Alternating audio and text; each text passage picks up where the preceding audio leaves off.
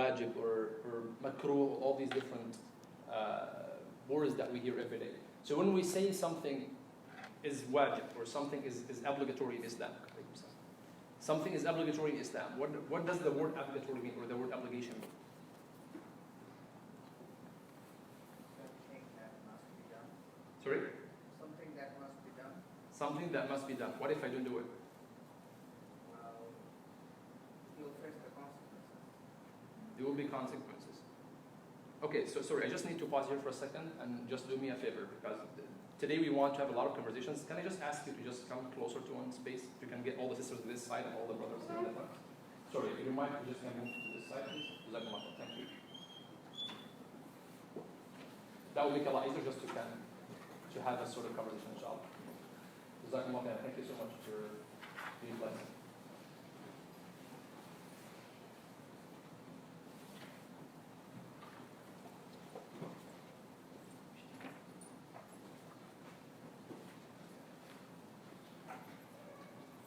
Okay, perfect. So, when something is wajib, when something is obligatory, it means that we have to do it, right? The opposite of obligation is prohibition, right? Something that is haram. So we cannot do it. When we say we cannot do it, it means, as you said, there are consequences for this. Something wajib, you have to do it. If you do not do it, you get sins, you get basically punishment unless Allah subhanahu wa ta'ala forgives you for missing this. If you commit something that is prohibited, that means there will be punishment unless Allah subhanahu wa ta'ala forgives you for it. So you have to avoid doing this, what is prohibited. So this is the meaning of wajib and the meaning of haram. So this is obligatory and this is haram. And then there is something that is recommended. A recommended means that you should be doing it, right? If you do it, that's better because you get reward. If you don't do it, there is no problem because you're just recommended to do it. And then there is something that is the opposite of this, which is makruh, which we call it something that is offensive, something that is reprehensible, that you shouldn't be doing it. If you do it, it's okay. So these are four. Each two are like opposites of each other. So haram versus wajib, prohibited versus obligatory, or something recommended versus something that is not recommended, or recommended not to do. There's sunnah or something mustahab versus something makruh. And then there is one left. So those are four, right? So there is one left. What is it? Say that mustahab. Mustahab is the recommended. Mubah. Right? Something that is permissible. Something that we are permitted to do. If you do it, it's up to you. If you don't want to do it, there's no problem. There is no recommendation for doing it. There is no obligation to do it. There is no prohibition that not to do it. There is nothing. It's just mubah. Mubah means permitted, permissible. And we always say it's the widest circle of all these different circles of rulings. Because the rest are limited and are counted in Islam. This fifth one, which is the permissible, is just open.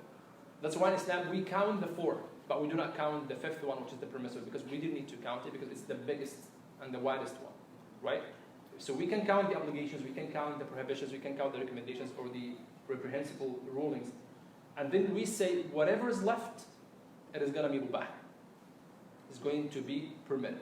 So back to the fiqh question. Now we get more understanding of the fiqh. So the fiqh, again, literally means Islamic law or law, but when we make it more, we add the word Islamic to distinguish between Islamic law or any other law. Because this is the law that Allah subhanahu wa ta'ala legislated to us through the Quran or the Sunnah of the Prophet sallallahu alaihi wasallam. So Islamic law covers so many things in our life.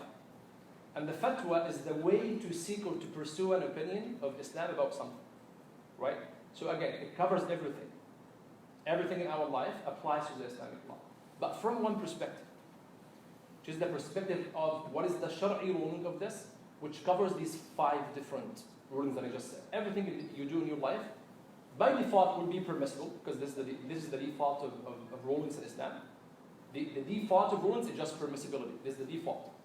And then, if not default, it has to apply to one of the other 4. So from one perspective, every single action we do in our life has an Islamic ruling on it. We assume, because Allah subhanahu wa ta'ala is the most merciful, we assume that it's permissible unless otherwise, unless Allah subhanahu wa ta'ala gives us a certain hukm that, or a certain ruling, hukm means ruling, that this thing is, again, obligatory or recommended or whatever. If you want to know anything about any science, there are something that is called the 10 introductory principles to any science or branch of knowledge that you want to study.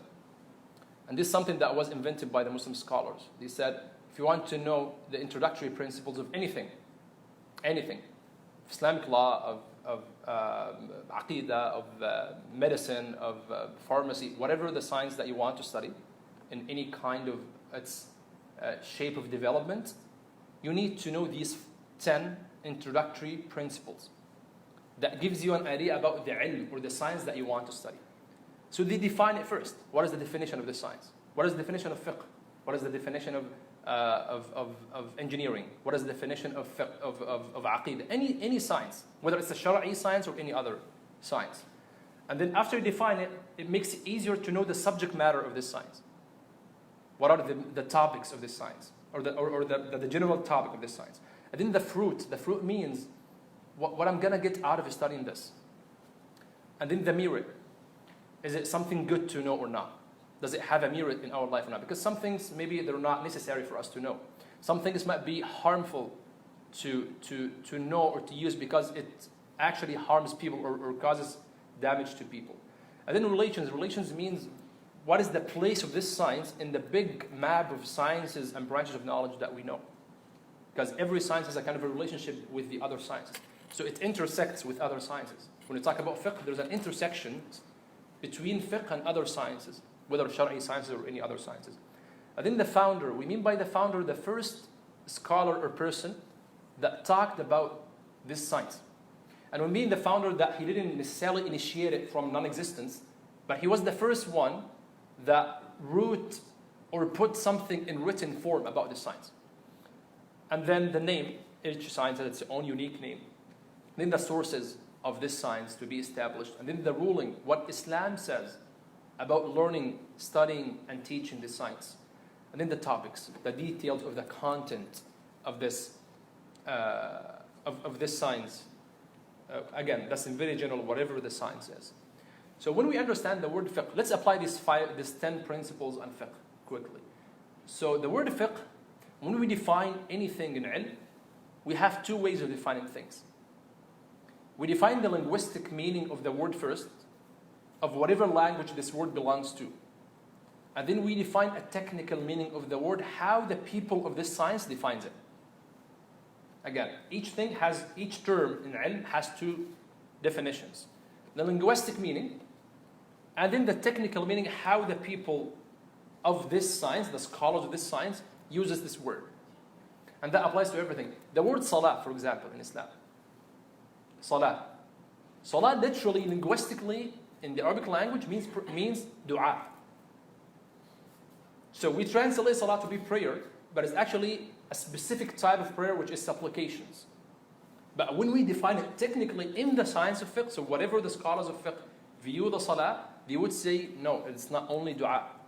It's a group of actions and sayings that begin with Allahu Akbar and end with Taslim, Assalamu alaikum wa rahmatullah, in a very certain way. That's a full definition of the salah. That's not a linguistic definition, right? Because the linguistic definition is just to pray, to supplicate Allah. But here there's a very technical definition. When we say zakah means growth in Arabic language. But when we define it in Islam technically in fiqh, we say it's an amount of money, 2.5 of the extra income that you have to pay over these certain types of money with these conditions of having the money limit of nisab, and after one full year passes of the position of this money, etc., to the end of the conditions and the requisites for the zakah. So the same apply here for fiqh. Fiqh in Arabic language means to understand something. When you say faqihtu, it means I understood something. Or specifically, deep understanding of something. So this is the linguistic meaning of the word. And then when we apply technically, okay, so what does it refer to as a science? We say it's the knowledge of the practical legal rulings which are deduced from its detailed sources. This is a very technical definition of the word fiqh. And each word in this definition is meant to be. It's very important to understand this science. So it's the knowledge of the practical legal rulings. When we say practical, because there are other rulings that are not belonging to the science of fiqh. Because we have another science, for example, that deals with the thoughts of people, not with their practices, which is aqidah, for example, right? Aqidah talks about your thoughts, your views of this life and of Allah subhanahu wa ta'ala, His attributes and His existence. It's not about actions that you do in your life. Fiqh talks about your actions. Aqidah talks about your thoughts. Spirituality, which is a third ilm in Islam, talks about your spiritual connection with Allah, which is your morals, talks about your heart situation with Allah subhanahu wa ta'ala. That's a different science. So when we define fiqh, we have to make the definition very exclusive, that we do not include anything that doesn't belong to the fiqh, which here is the practical rulings. And these rulings, we do not just make them up. They are deduced from its detailed evidences or sources, which to us are the Quran and the Sunnah of the Prophet ﷺ. Those are the two major sources of the fiqh, of the Islamic law. So if you have another source, we cannot consider it to be a source of fiqh, because that's not the way Muslims understand the fiqh. Then we can go more in detail and talk about what is the meaning of knowledge, how to know or perceive things, or what is the exact meaning of this lofty, noble concept of knowledge, and the different kinds of perceptions and realizations. We need just to focus more on the shar'i rulings, or the legal rulings. This is something very essential to know before knowing anything about your religion. Every statement you make in your life, this is something very, very important, and let's discuss it together. Every statement you make, every sentence you utter in your life, it's a sort of judgment you make about something, which we call in Arabic a ruling or a hukm. Every statement you say, it's a hukm. Hukm means ruling or judgment. So it's a judgment about something. Every judgment you make, it has to be one of these three things. Whether you are making a rational judgment, or you're making a customary or empirical judgment, or you're making a legal or shari'i judgment. There is no fourth category. It has to be one of these three things.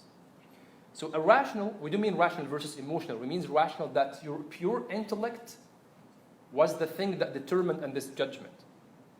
Right? Customary or empirical, something that you tested, you observed, you tried, and then you came up with a conclusion. That's an empirical judgment, which is a huge part of our judgments in this life.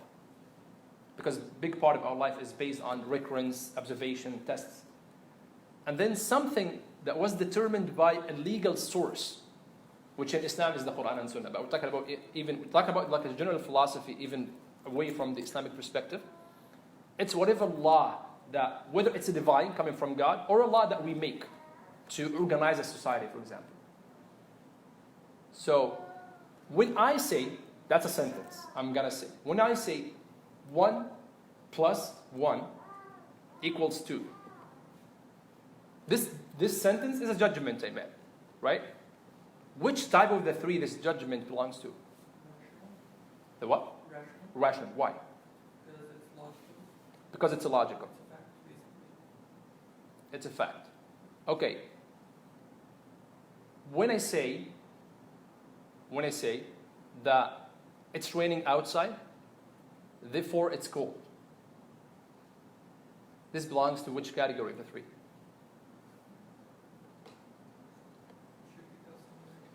Customary or legal? Customary. Why? Because we're seeing the rain and we know it gets cold when it rains. How do we know that it gets cold when it rains? Because we have observed. Exactly. So it's experience, it's observation, right? But we didn't need to do a lot of observations to understand that 1 plus 1 equals 2, right? When I say praying 2 rak'ahs after Maghrib is recommended, this belongs to which one of the three? That's the legal one. Because the only way we could have known this is that there is a source of shara, a legislation, that told us that you should be praying 2 rak'ahs after Salat al-Maghrib. Right? When I know the ruling that texting while driving is illegal, this belongs to which one of these three things?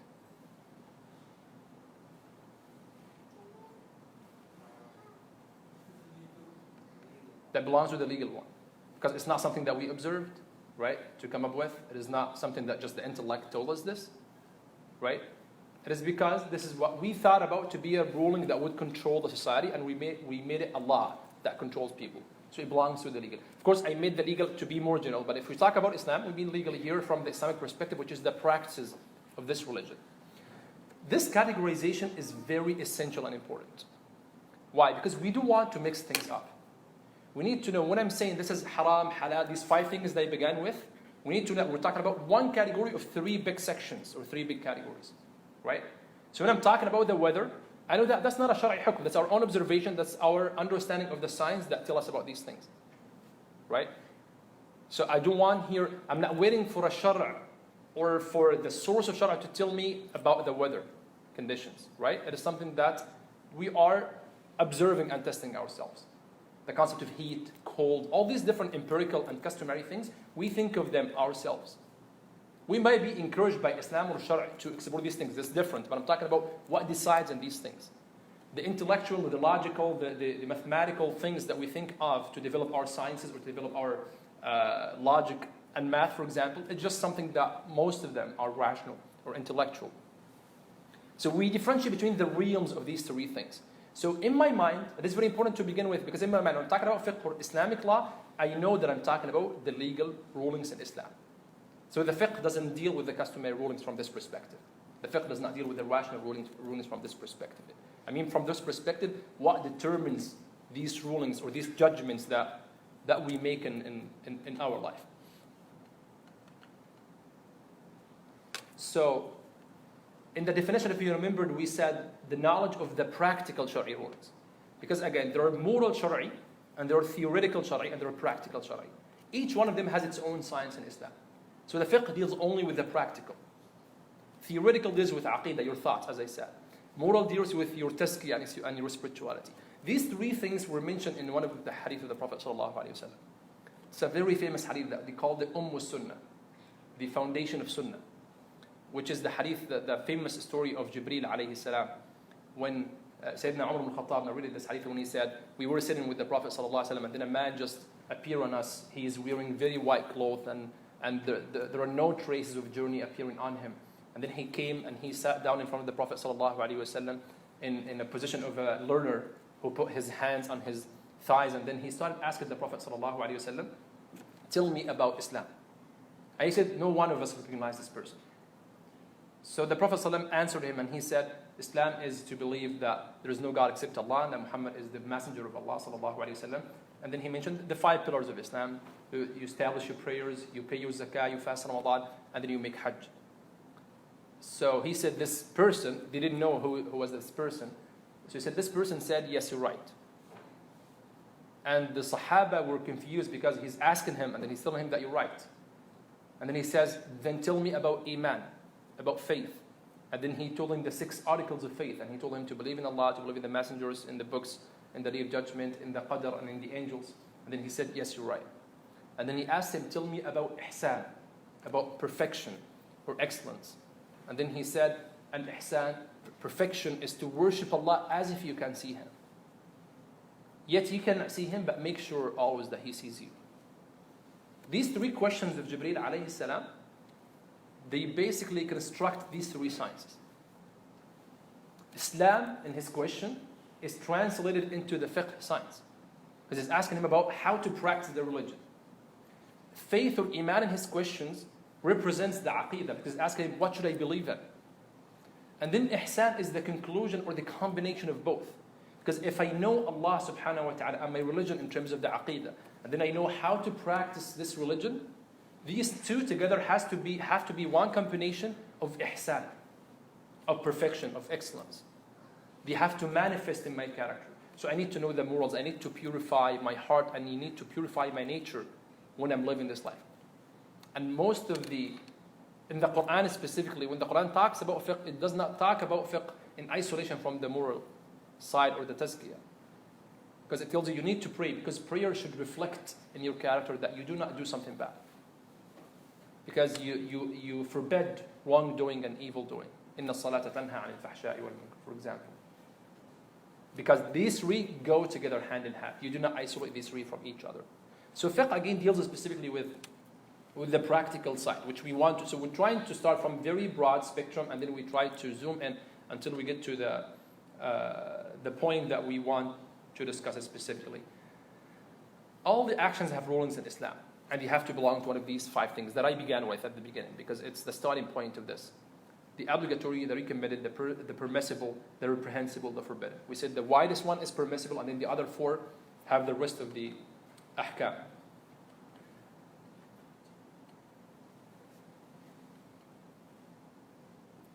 This said, the first book that we have a copy of until today that was based or written about fiqh is that book of Imam Malik rahimahullah that is called Al-Muwatta. That he authored this book to be a combination of a book of hadith in which he collected the hadith of the Prophet sallallahu alaihi wasallam based on his fiqhi understanding or deductions from the hadith of the Prophet sallallahu alaihi wasallam. Maybe there were writings before this book, but this is the earliest that we have a copy of nowadays that was written by Imam Malik. Imam Malik is one of the, what we call him, the forefathers of fiqh, or the forefounders of fiqh, which is one of the major 4 schools of the Sunni Islam. So we have 4 major schools in Islam. Imam Malik is the founder of one of them. Do you know who else founded an Islamic school of thought? Abu Hanifa, Ahmad ibn Hanbal, the Shafi'i. Do you know the order, the historical order of these 4? Who was the first one? Abu Hanifa, and then? Malik, okay. Then Shafi'i, and then Ahmad ibn Hanbal. They were very close to each other in terms of time, by the way. So Imam Malik met with Imam Abu Hanifa. They were kind of contemporary. Imam Hanifa was a little bit older, but they met together. But Imam Shafi'i was actually the student of Imam Malik. So he met and he spent a very long time with him. And Imam Ahmad was a student of Imam Shafi'i. So they were very close in time with each other. And then they founded, each one of them found. When we say he founded a madhab or a school of thought, and this is the word madhab we hear a lot, we'll talk about madhabs today. So when we say he founded a madhab or a school of thought, means he founded a methodology of understanding the religion. He was an independent jurist, an independent scholar. And I mean by independent that he himself established the methodology. He didn't quote someone else. Because he reached that scholarly level that permitted him to do this. It's not for everybody. And there were a lot of other jurists that had the same level of ijtihad or the same level of independent legal reasoning at that time. But those were among the most famous of those scholars. Why? Because they were among the most knowledgeable scholars. They were the people that most of the communities at that time, they witnessed that those are the most knowledgeable of our scholars and we should be following them. Because that was the best of their capacity of understanding the Quran and Sunnah. Not because they just hold them in a position that is beyond human beings' capacity, but just because this is the best of our understanding of the Quran and the Sunnah, which is what Allah subhanahu wa ta'ala wanted us to do. So this is what we mean by founding a madhab or a methodology or a school of thought. We call this ilm the ilm of fiqh, which is the common word among Muslims in Arabic language. Sometimes the ilm of ahkam. Ahkam is the plural word of hukm, which is ruling. Sometimes they call it the science of branches, al-furu'. Because the science of principles is the legal theory of Islam, which is usul al-fiqh. And then the fiqh itself is the branches of these principles.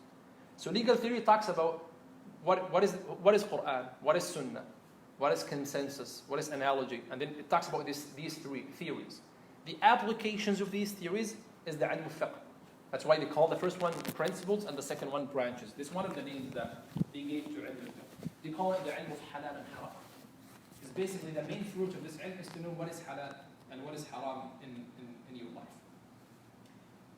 The sources of fiqh, we said we have 2 major sources, which is the Quran and Sunnah. And then we, after the Prophet ﷺ, developed 2 other sources, which all the scholars, almost 99%, agreed on. Those are the 4 major sources of fiqh in Islam. Quran and Sunnah, actually, Quran is Quran. Sunnah is the tradition of the Prophet ﷺ, that we are pretty sure about the authenticity that he did say this or he did do these things. Because, there's another science that was developed to refine these traditions and to refine these reports. Then we know those reports are authentic, these reports are not. We excluded the weak reports and then we kept the authentic ones and then we based our fiqh, our understanding of religion on those authentic ones. And then we developed something that is called consensus, ijma'. That whatever the scholars and the communities of scholars in general agreed upon, that will be a source of Islam. Okay, but here comes a question, because sometimes we don't understand this concept. When we say consensus or ijma' is a source of Islam, would the scholars agree on something that is not mentioned or even implied in Quran or Sunnah? Again, we have Quran, we have Sunnah, and the third one is consensus. Okay, consensus means they will agree on something, all of the scholars. Okay, would they agree on something that is not mentioned or implied, hinted in the Quran and the Sunnah? No. It will be assumed that there is an implication or indication, at least in the Quran or Sunnah, about what they agree on, right? So what is the point of having consensus, if that's the case? If we can find a source or an implication of this issue in the Quran or Sunnah, so why do we need consensus?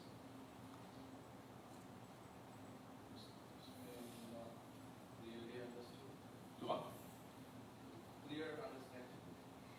Clear understanding of what? Some ruling, like the topic, may not be very easily understood to the public, so That's right. it's like confusing. Yes, it clears confusion. It clears confusion about the topic. Not just that, it raises the level of certainty about this hukm. Right? So when we say Islam, Quran says hijab is wajib. Right? Hijab is fard. There could have been some sort of confusion about this implication in the Quran. Right? We find people nowadays who are saying hijab is not actually fard. There's no clear evidence in the Quran or the Sunnah. To them, there's no clear evidence in the Quran and the Sunnah that says that hijab is not fard. That could be an argument that some people would make, right? What would make us very certain and sure that no, it is actually fard? Is the fact that we have consensus.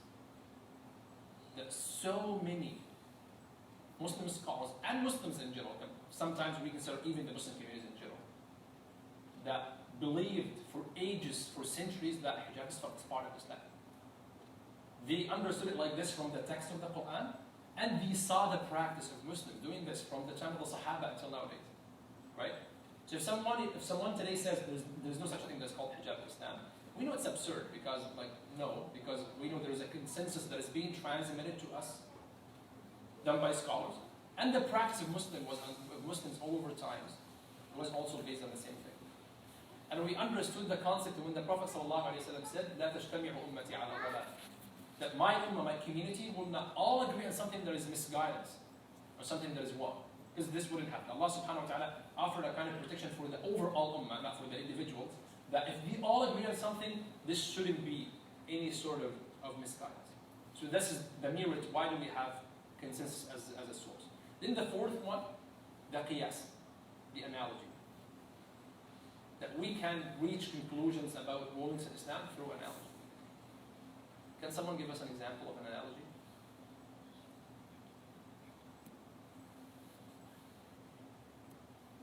How can we know a hukm or ruling in Islam through an analogy?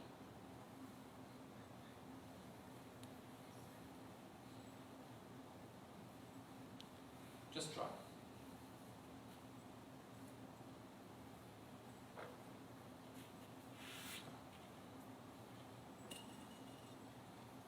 Okay, we have time. Wait.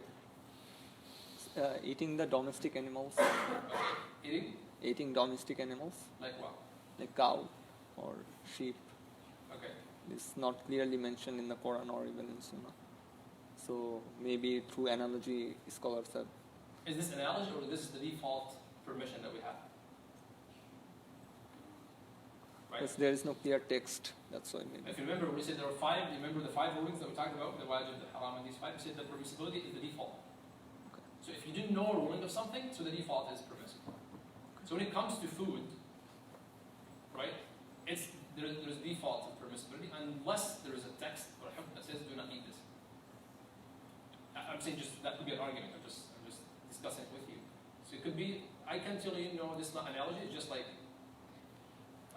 the general permissibility of things that Allah subhanahu wa ta'ala promised that خَلَقَ لَكُم مَا فِي الْأَرْضِ. He created whatever. This is one of the evidences of this rule, that Allah created whatever on this earth for you, which means the default use of the blessings of Allah is permissibility until He tells us to not use these things.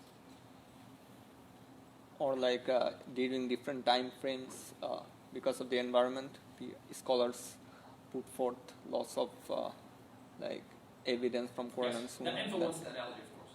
Yeah. But we need more specific example. Like the drugs, we can do qiyas on the ayah that إنما أحرم الله الخمر والميسر. So the drugs it can be included. Okay, so that's a good example. So Allah subhanahu wa ta'ala, for example, prohibited khamr or wine, or alcohol, or drinking alcohol. Right? Okay. And then we say that weed is haram in an analogy to khamr or alcohol. Right? How can we do this process? How can we do this? We call this qiyas, that's true. So we say khamr is haram. And then we say that khamr is alcohol is haram. And then weed is haram because it's like khamr. What determines that it's like khamr or not? The what? The effect of the khamr. Okay, so what happens, because this is one of the most important sources of Islam nowadays. Because we know the Quran, and it's a limited number of texts. And we know the Sunnah, it's a limited number of texts. And we know the consensus because it's limited too. But qiyas is the most vital one. Because the qiyas is what makes the entire religion applicable until nowadays. So what happens is we have a number of rulings that were explicitly mentioned in the Quran and the Sunnah. And then the scholars try to investigate all of these different rulings, and they try their best to determine what is the legal cause of these things. So when Allah says something is haram, why? Why not? They're not questioning Allah subhanahu wa ta'ala. They're trying to determine what is the wisdom, or what is the legal cause behind the prohibition of something or the obligation of something. Sometimes they know, they can reach the conclusion why Allah legislated this, sometimes they cannot. Right? So for example, let's think why Allah made salah obligatory. We can say we don't know. He's just testing us that we worship Him and we need to offer this prayer. That's it. So it's for ibadah. We don't know why. We don't know of a legal cause that's for a direct benefit that we can think of. Other than we just worship Allah. Why do we fast from dawn time to sunset? Right? Is there a clear legal cause for the obligation of fasting? Some people say, yeah, because we need to feel that people are poor, hungry. Yeah, but the people who are poor and hungry, they are required to fast too. Right? So they're not feeling others because they're already feeling themselves. So that could be one of the wisdom, but that's not the direct legal cause why there is an obligation that we need to fast. So we say the default is because Allah wants us to fast, and He's testing us with worship. And part of this worship is just to fast for the sake of Allah. And then we can count some different aspects of the wisdom that, okay, maybe Allah subhanahu wa ta'ala is training us how to discipline ourselves, how to discipline our desires. That's different. But the exact legal cause, we don't know. Allah subhanahu wa ta'ala wants us to do this. Sometimes we do know the legal cause. And sometimes we can know. Example of this example of the wine or alcohol, we could understand, the scholars could understand that Allah made it haram because of the intoxication of alcohol, which what they call back in the days the absence of the mind. So they said whatever intoxicates, whatever has this effect, would be haram. So we could have made that all these analogies to all these different substances or materials that lead to the same effect. And this applies to any kind of drug or material that would lead to the same effect. Right? When marijuana, for example. And we need to know what does Islam say about smoking marijuana. Right? I'm not sure if the only way to take it is smoking. But whatever the way of dealing with marijuana. So we investigate first, does it have the same effect like alcohol or not? If it does, then okay. Why? Because we could have determined that the legal cause of the prohibition of wine is it intoxicates. It's intoxication. So when we develop or process this analogy, we say, khamr, wine, is prohibited. Each thing that intoxicates is prohibited. Because this is what we understood from the prohibition of khamr. Marijuana, weed, whatever material is, intoxicates, therefore marijuana is prohibited, like al-khamr. In an analogy to the khamr, to the wine. So these four things, those are the major sources of Islam. And again, this analogy is very essential or important because they keep the fiqh, the laws of Islam applicable all the time. Everything that comes up in our life, we can reach a conclusion about what is the main hukum about this thing in Islam. Okay, are we required to know all of these things as Muslims? No. There is part of fiqh or Islamic law, there is a personal obligation that we have to learn. And there is a communal obligation for the community in general. This is something very important that we have to think about. What are the parts of fiqh that we individually have to know? What is the part of Islam or fiqh that each one of us has to know and learn himself or herself? Which means he or she will be asked by Allah subhanahu wa ta'ala, why didn't you know about these things? Farad obligations. Farad obligations. Obligations? Farad. Farad. Yes. Obligations? Okay. The basic knowledge about the pillar of Islam. Sorry? The basic knowledge about the pillar of Islam. The basic knowledge about the pillars of Islam. If a Muslim who doesn't pray, then on the day of judgment, Allah is asking him or her, why didn't you pray? And then he or she said, I didn't know how to pray. Would that stand as an excuse? No, Why? because we have to learn. What? Was first It's fun, because we have to learn. Okay, because it's a fun. What if this person said, I knew how to pray, but I didn't know how to make wudu? Is it the same? Or he didn't know or she didn't know that this specific action nullifies his wudu or breaks his wudu. Does any of these things stand as an excuse? A person who had money, but he didn't know or she didn't know that they are required to pay 2.5 when they meet certain conditions as zakat. And then he or she said, I didn't know that I had to pay this money. Nobody actually informed me that I need to pay this amount of money. Would that be an excuse on the day of judgment why those people didn't pay the zakat? So everything you have to do, you have to know about. This is a rule that you need to know. Everything you have to do in your life, you have to know, you have to learn. And by the way, on the day of judgment, you will not be only asked if you didn't or you did the action, you'll be asked also if you learned how to do it. This is what I meant by the examples I gave. So you'll be asked, why didn't you pray? And you would be asked, why didn't you learn how to pray in the right way? Because again, you cannot say, oh, I didn't know that this is part of the wudu. I didn't know that I had to wash my arms in the wudu. You cannot say this. Because wudu is the main to establish an authentic prayer. And you're not going to be only asked about the prayer, you'll be asked about why didn't you learn how to pray? Why didn't you learn that wudu is a requisite, a prerequisite for the wudu, for the prayer? So you are going to be asked about all these things. So whatever you have to do, you have to know. So now I'm looking for a job. I'm going to do something that involves a sort of financial transaction. I'm not sure if it's halal or haram. You have to know if it's halal or haram. Whether by learning yourself or seeking a fatwa, which is the conclusion of all this topic that we will talk about. Right? I want to get married. And I do know what it takes to do marriage the way Islam wants. You have to learn how to do it. I got married, alhamdulillah, and now I want to divorce. Right? God forbid. Just like somebody wants to go through divorce. You need to know how to process this in Islam. And all these things you can have an excuse about because again, whatever you are entitled to do, you are entitled to know about. This is the general rule. And all these things, they are personal obligation. You cannot blame others. You cannot blame your community. You cannot blame your mosque. You cannot blame anybody. You will be responsible for this. You are personally responsible for seeking knowledge about these things. Okay, I knew what I need to do. That's enough for you. And then we, as community, we need to have someone who specializes in these things. So the scholars used to say in every city or a community, let's call it community in our modern language in this country. In each community, there has to be at least one person that people can refer to ask them about halal and haram.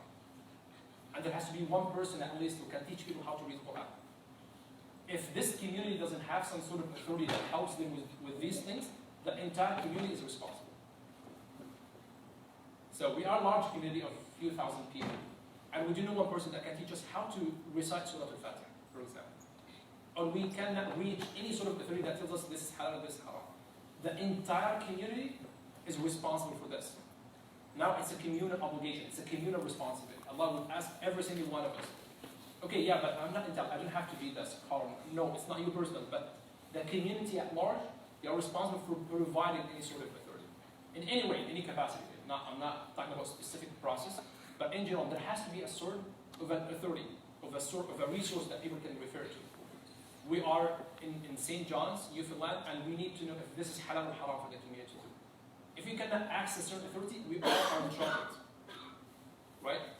If there's no one among us that can teach us this the way you need to pray, this is the way that you need to know how to recite Surah Al-Fatiha, because get this, if you do not recite Surah Al-Fatiha right in the Salah, your entire Salah is invalid, even if you have wudu and you're good.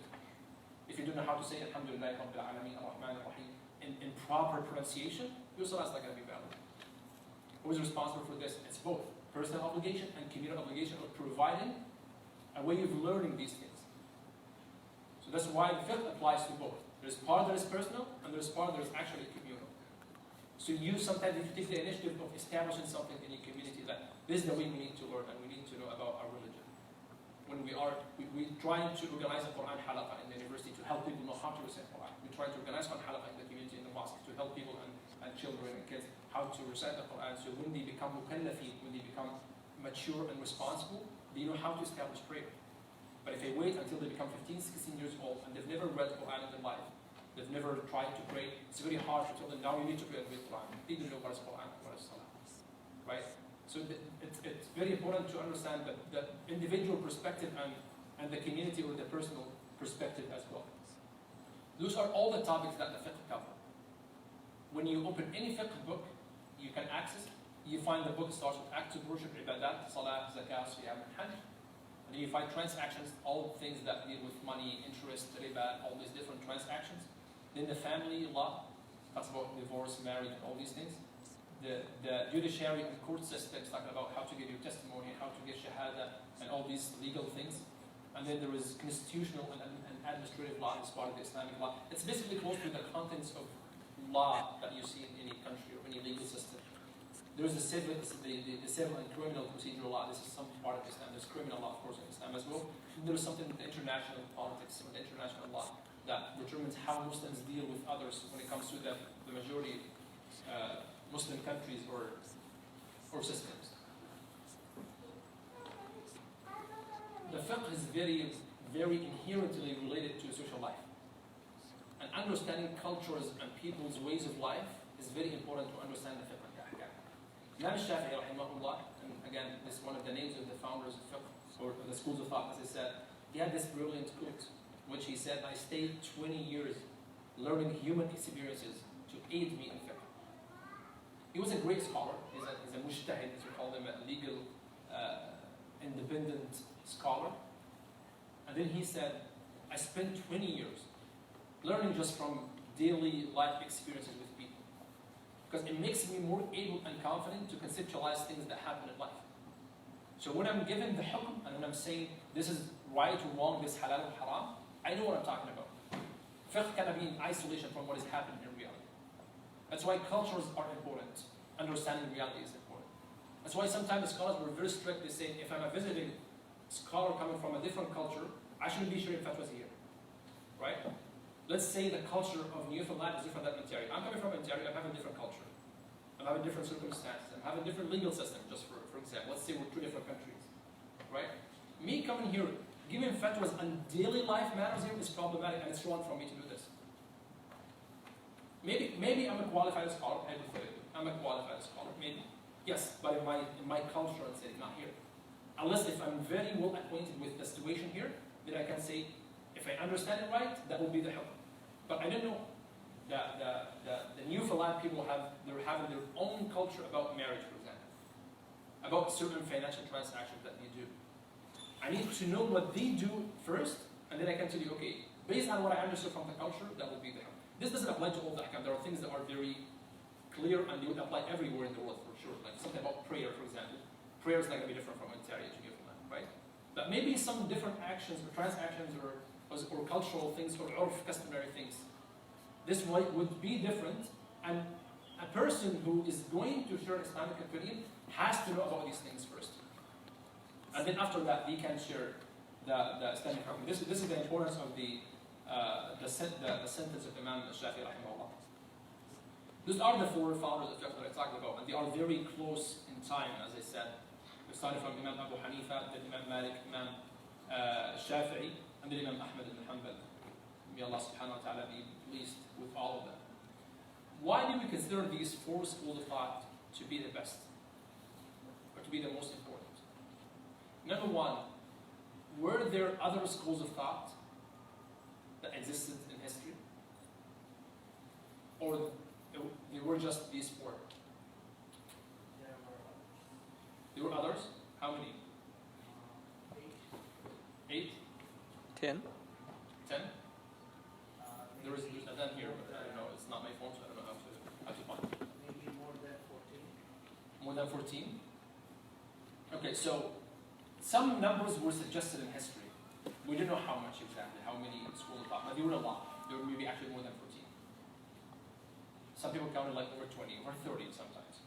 Because at the age that came right after the age of the Sahaba, the companions of the Prophet, there were so many jurists or scholars who reached that level of ijtihad. Ijtihad means a person who can, again, independently gives his own opinion or her own opinion about like Islamic law, without quoting or basing or relying on any other source. He or she has his or her own methodology of understanding the text. And at a point of time, we had a lot. And then we had these 4 among so many others. But so many other scholars started to like their methodologies and started joining the hubs that they established to understand the religion more. So imagine so many different hubs or circles of scholars, or mushtahideen is the technical word. Like let's say there are 20. And those 4 are among other 20. Some of the others were actually more knowledgeable than 4. Some people think we give certain holistic position for those 4, or like, no, they're just like, they were from this perspective just human beings like anyone else. They're not prophets or something. But I'm going to highlight why do we respect them the most. It's not about their personalities. Of course, they were scholars and salihin, but it's not about them, those people with these names. It's about what happened around their schools. So we have 20 houses, and those 4 among other 20. And these people, scholars, they started to see these 4 to be very profound and strong. Started to see that how strong and the foundations of the schools are very solid. So they started to join these 4. So by the time, in shorter time, people are joining these 4, until like couple generations later, 99% of anyone who studies law or fiqh or scholars, they became part of one of the 4. So it wasn't an anonymous agreement among Muslim scholars that those 4 are the best. And they went through a lot of developments. It's not just like this Imam Abu Hanifa or Shafi'i just like, he put the madhab today, that's it, that's Islam. No. It went through very long stages of development and change. There are always students changing their madhab sometimes. Abu Hanifa had students that changed some of his opinions. Shafi'i had students that disagreed with him. Everybody had the same thing. So it took them a long time until they kept getting developed more and more over centuries. So many scholars are joining them until they became the most authentic understandings of Islam. That's why we appreciate the 4 schools of thought so much. They are the most authoritative, they are the most developed, they are the most that had the continuous success of scholarship all the time, and the most widespread in the Muslim world. So until today, most of the Muslim world, each person, whether he knows or not, basically is following one of the 4, right? Sometimes I'll be raised in a culture, there's Hanafi, for example, because my culture or country or whatever is Hanafi. So I'm practicing Islam this way. Sometimes I didn't know that what I'm doing is belonging to this school of thought. But I'm doing it because my parents, this is the way they taught me how to pray, right? Maybe when I grew up and I learned more, I realized, okay, this is because this is the school of thought of this madhab, yes. But most of the countries, or Muslim countries, were following one of these madhab. Not clearly with a choice, okay, if this country come together, we are going to follow this madhab. It's not a decision that happens by that one person or the termination of one community. It just happens by the qadr of Allah. That a student of this scholar went to this country, this community, sat there, started teaching people his madhab. Just people followed him, because that was the authority that they had. Muslims who were living in Newfoundland, a Muslim scholar came to them, he's a Malik scholar, he started teaching Malik school, maybe without telling them. Telling them or not telling them, it doesn't mean anything, because this is what matters to us, this is an authentic understanding of Islam. People started to follow this religion, this school of thought or understanding, and that's it. So all the Muslim world has a status of following one of the 4 schools of thought, which gave them, of course, more authority for Islam. So here comes a few questions that I would conclude with, which are very important. Those questions are the main highlighted point behind all this talk today. Do I have to follow one of these 4 schools? So let's assume we agree that the 4 schools are the most authentic, because that was our largest extent of effort that we've put to understand Islam. So do I have to follow a madhab or a school of thought? You have to label myself that I'm a Hanafi, I'm a Shafi'i, I'm one of the 4.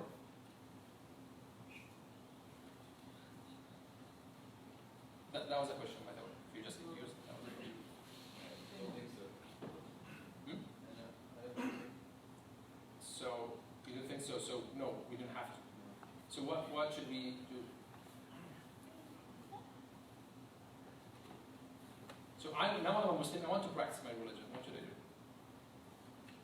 I know there are 4 different schools of thought. Sometimes they agree on certain things. Sometimes no, they don't agree, and they have a lot of disagreements and differences.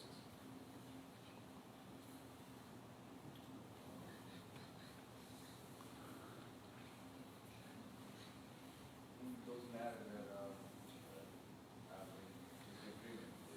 You look for the authentic hadith or Quranic. How can I look for that? Study. Hmm? You have to study. What if I don't want to study? You have to study to know which one is the best. I'm just like an average Muslim. I don't have time. I want I just need to know the basics that make me able to practice my religion. I don't have time to study. I don't want to do that. Some people would. Okay, that's different. People still have some knowledge and they want to study that. But I'm a person, I don't have enough time. I just want to practice my religion easily without going into so much details and that headache of differences and problems. So what should I be doing? Try to give answers that really express what you do in your life. When you practice that, when you learn how to pray, when you learn how to fast in Ramadan, what do you do? How do you know these things? I'll try to find out what the difference are in that matter, and then, well, Okay, let's take that example. I found out that in this issue there is like 2 opinions. Can I just pick whatever I want and do it? what are their dalil, behind that, the logic behind that, where they came up with that higher rulings and decision. If that source is whatever I feel better, stronger, then I would take that. Again, that would take a long time. I don't want to go for that. I just want to pick one opinion. Whichever one's easiest for you. What? Pick the one that's easiest for you. That's most Can I do that? Can I just pick the easier one? Not if it's like bad or unethical. That is what? If it's like bad or unethical thing to do, that you just want to really big permissible. How can it be better or unethical if it's authentic? Well, it would be like depend on the situation, but what the thing is, if you know it's bad, like Oh, so you mean not itself, but what fits more my situation? not exactly. So if I like when I need to like last time I was like confused, like should I eat prawns or not? Because I think it's somewhere specified that we cannot eat certain seafood which are not fishes, and shrimp. Sorry, it's not prawns. Shrimp is sort of not considered fish. So I read something online that says okay, at that time they considered prawns a fish, so I made a decision from that, like, yes, I can eat prawns because it's considered a fish at that time, so I can eat prawns. That's a very good example. So what if you later on discover from a different source online that tells you that it's actually not fish? I don't know about Right? So that's a very good example. That's a very good example. So something that, okay, there was that famous ikhtilaf about what should we eat from the seafood, right? So some of them are strict and they said whatever is fish is the only thing that you should be eating. And of course, if someone of you is coming from a Hanafi background, this Hanafi school is very famous with being a little bit strict when it comes to seafood, right? I'm not Hanafi, I don't do that. So I eat everything that comes out from the sea. So some of them said that, so what is the criteria? They said whatever is fish, because and they have a point. They said the hadith are talking only about fish. Sea has fish and other things. The Prophet didn't say about other things to be hadith. That's their argument. Again, which one is stronger? That shouldn't be our job, because that needs so long time research This is different. Let's just talk about our general understanding of these things as common folks or average people. So I follow this opinion, for example, that says whatever is not fish, I'm not going to eat. So I'm going to get into that debate. Is lobster is fish or not? Right? And then I say no, it is not, so I'm not going to eat it. And then, yeah, but I really want to eat lobster. Right? I'm craving it. So now I would do one of two things. Whether I would go study and read and see why does the Hanafi school say that, how did they come up with this disagreement, all these things, and I spend whatever time. And by the way, not to disappoint anybody, but regardless of how much effort you put into this, if you're not specialized in this field, you're not going to come up with something new other than what we did, because there are thousands of people who study these things, right? And you got to rely on the resources at the end of the day. Or the other way, I would say, you know what, okay, I have multiple opinions, right? I have two opinions among the scholars. Both are considered to be authentic, coming from the right source. So, and there is no problem, because now I made sure that they're authentic, and there is no problem in following one of them, so I'm going to just go for the other opinion, because I'm not doing something haram, because sometimes khilaf is acceptable, and I went for the other opinion, with my respect to the first opinion too. This is the two different scenarios that I would follow, right? I will get to this point again. So to move on, okay, to move on from this point, I'm going to get to a lot of questions. So to move on from this point, generally speaking, no, you don't have to follow one. You don't have to be a certain Hanafi, certain Shafi'i, certain Hanafi. You don't have to be something like that. So let's just build our premises one by one. First premise is that the four schools in general are authentic, are proper understanding, are the best understanding to our capacity as human beings of this religion. You got developed so many scholars all over history, the greatest scholars of our history were scholars of these schools, and they developed it, and they added, and they investigated all of the adillah, or the dalils, the evidences, they did all the effort, and they're still doing that, scholars nowadays, right? So in general, that's the case. Okay, me, Muslim, average Muslim, wants to practice the religion, I don't have to follow one of them. I can actually follow more than one. How? This is what we want to discuss. Some people would go for one of two scenarios. One person says, okay, I'm gonna pick whatever suits or fits the situation I'm in, right? One other person would say, no, I need to choose one madhab, one school I'm just gonna stick to, and that's just peace of mind, right? And my culture, my family is Hanafi, Jewish Hanafi, I'm just gonna stick Hanafi, that's it. My culture is Maliki, I'm just gonna Hanbali, whatever the madhab is. Because again, we agreed on the first premise, overall the four, they're good, right? So it says, you know what, let's just pick one of them, I'm just gonna stick to it. Okay, let's go with the first scenario, because these questions are very important. Let's go with the first scenario that I'm gonna choose one of them. How can I choose one of them? How do I choose my madhab?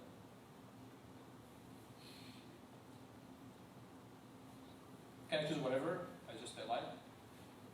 Or how do I determine which one I want to follow? You write down the four names that pick one. I can do that, just draw a lot and just like pick one. Maybe following the community? What? By following the community, or? Following the community. That would be one factor, right? So generally speaking, yeah, I just can't pick anyone. If to me, the four are the same from this angle, because they are, to me as an average person, I just pick whatever. But sometimes other external factors like affect or influence this decision, like what you said. If I know that my entire community is following one madhab, it is not wise to go pick one other madhab. And even the scholars who they said that they recommended this. If you are in this city or community that you know all of them are following this madhab, it's wrong. It's not out of wisdom to go against the majority of people and to cause fitna, which is like picking any other madhab and follow. That's not right. In itself is right, because it's your right to do this, but it is not good to do this if you know this would cause conflict. Right? Imam Shafi'i rahimahullah is a very beautiful example.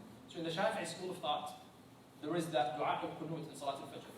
When you pray Fajr, after the ruku' of the second rak'ah, you raise and then you make dua. Right? Other madhab do not have this. But he has it as a sunnah. And there's ikhtilaf, and it's a valid ikhtilaf, it's a valid disagreement that each group has strong dalil when it comes to this. So, he was once in one of the cities of Iraq, that he knows all the city are Hanafis. But everybody knows this is Shafi'i. He's like a great scholar. And then they asked him to lead the Fajr prayer. He led the Fajr prayer, he didn't make that dua. Even though he believes that this dua is highly recommended every day in Salat al-Fajr. You shouldn't miss it. It's a sunnah mu'akkada to him. The Prophet never missed it after he started. And then he was asked, it's your madhab. You're the one, the first one, not the first one technically, but like you're the one who founded the school of thought that says this. He said, yeah, but I just out of respect for the community and the Imam of the city, who's Imam Abu Hanifa, who passed away, rahimahullah. Right? To show that respect and that open-mindedness when it comes to things that bear the ikhtilaf. Things we cannot joke about things that we know it's clear haram or wrong. But there are certain things that it's okay to have. There's what we call the considerable ikhtilaf, the khilaf al-mu'tabar. Something that it's okay to have multiple opinions about. Like this issue, for example. It's not a big deal. Shouldn't have fights over this, right? Unfortunately, some communities get fights over these things. No. If you know this, the madhab or the opinion of this school and you know it's authentic, they have a strong dalil, that's fine. So this is what Imam Shafi'i is. So sometimes this factor would influence my decision which madhab should I follow. If I know my family, my culture, my country, my city, my community is following madhab, it's better to stick to this. I'm not saying it's haram to change, I'm just saying that will be better. If I'm in a diverse community, like the situation of Muslims nowadays in so many places like here, we're here coming from different backgrounds, right? You'll find the 4 schools here in one mosque and one community, right? It's their own individual freedom to follow whatever they want, the way they were raised or taught their religion, that's fine. But when it comes to communal decisions together, they have to be smart and wise of doing it. My mosque in Windsor, Interac, for example, we have so many people from all over. We have over 60 backgrounds of people in that mosque. We count them, right? We have all the 4 schools of thought. We have Hanbalis, we have Hanafis, we have Malikis, we have Shafi'is. They're all in the same mosque, right? Sometimes some studies will come up, right? There are things like this Fajr prayer with dua, right? Sometimes when you combine prayers because of rain or snow, some people do like that, right? Because some schools do not believe in combination of prayers in general in some of the situations. All these understandings are valid, right? Each one has its own dalil. And people usually ask, okay, isn't it one of them is right? No. This is what we need to understand. No. From the perspective of following, no. There's no one that is absolutely right and the rest are wrong. Why? Because this is the best of our understanding and the hadith or the ayah implies possibly 2 different meanings. There's so many examples for this. One ayah, one hadith implies 2 different meanings. That might happen. It's not us, again, we determine on these things because it needs specialization in this knowledge, but that might happen. So you'd say, okay, no, but one of them has to be right. Maybe, but you cannot determine on this. Plus, in terms of our following these schools, you can do that. When the Prophet ﷺ, let's get back to the Prophet, that will be the factor that we decide through, right? The Prophet ﷺ, this is a very essential story to understand the concept of differences of opinions in fiqh. The Prophet ﷺ, after the battle of Al-Ahzab, when the Confederates came and they had this battle, it didn't end up as a battle, but it was a very tough circumstance the Prophet went through with the companions, being stuck in Medina for months. So after they left, one tribe in Medina, they betrayed their agreement with the Prophet. Their name was Banu Qurayza. And then Allah subhanahu wa ta'ala revealed to the Prophet ﷺ that we need to go and just end this matter with them and kick them out of the city because they had huge betrayal that was going to lead to Muslims to be rooted out from the Medina. So the Prophet, and think deeply in this example, the Prophet ﷺ said to his companions,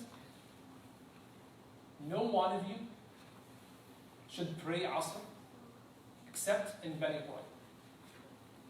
Again, no one of you should pray Asr except in Bani Qurayza. Bani Qurayza is the place they're going to. Okay, Sahaba moved without the Prophet. He went later by himself.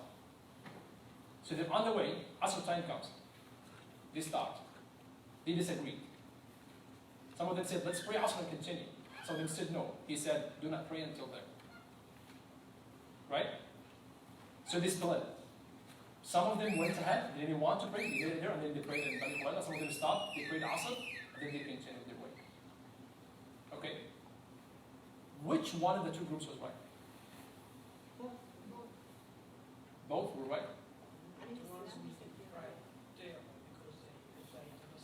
The one what, sir? The ones who didn't pray just run off are the ones who's right because that's what the message Muhammad said. Don't pray till you get there. So basically, the ones who followed the rule. So the people who prayed there were the right group. The people who prayed there, in that place, that was the right choice. So the people who didn't pray and prayed. Yes, yes, that's what I mean. Yeah, that's correct. Okay. Those The people who prayed on the way, that was that right? But when they came back, he told both of them that you were. Suppose he said, don't pray until you get there. Yes. And you just have to take it and accept it. Yeah, but he himself, the same person who did that, he approved of both. I kept it to them. Okay, so what was the logic of the people who prayed on the way? They don't want it to miss Asr, so they. They didn't want to miss Asr. Yeah. So how did they interpret the sentence of the Prophet? So they caught them on the way. Maybe What? the line was very long. Sorry, say that again. Like the line of the Sahaba was very long, so they were at the beginning, so they caught the Sahabi in the end. I don't understand. Like the Sahabis, the line of the companions were very long, Okay. and maybe they were at the beginning, and when they finished, they maybe joining them in the middle or at the end, but they are still in the line. No, they split it on the way. No, they gathered together. They split it two groups. Some of them didn't pray and left. Some of them stayed in this place. And the way halfway through to Bani Qurayza, that place, they prayed first. And then they caught them up. Yeah, so when they joined the group, when they finished their prayer, they are still maybe Sahabi are like moving, or Sahabis are still on their way, so they caught them. Okay, but what was the logic? That's the most important point. Like Prophet said Why did they choose that? Prophet said that to encourage them to speed up, like to get to the. Yeah. Okay, so maybe they understood it as just like hurry up and just be there as soon as possible. They follow the target of the order, not the order. Point. So they thought of the reason behind the statement. Yes. When I tell you, do not pray Asr, sit there. So they said that, by the way, one of the versions of the story said, إِنَّمَا أُمِرْنَا بِالْإِسْرَاءِ. He just asked us to hurry up. He didn't mean literally pray physically Asr there. He mean just like he was rushing us to get there fast. The logic maybe say like we have enough time to get there. To do That could be one other factor. Yeah. So what I'm trying to say is, the sentence of the Prophet might possibly imply both. Is it valid to understand it in these two different ways? Those are the Sahaba, those are the best people understood him, right? Those are the best people understood the text of the Prophet. These people who lived with him practically. And they understand his language, they understand his character, they understand the Arabic native language. Keep in mind all these different factors. We're not just talking about normal people. We're talking about people who understand every letter he says. As language, as a person that they interact with. So when they came back, he said, fine, you go there. Okay. He didn't say one of you right, one of you wrong. The more important question, when he said it at the beginning, the Prophet, let's think of the Prophet now. When he said it at the beginning, did he mean something specific?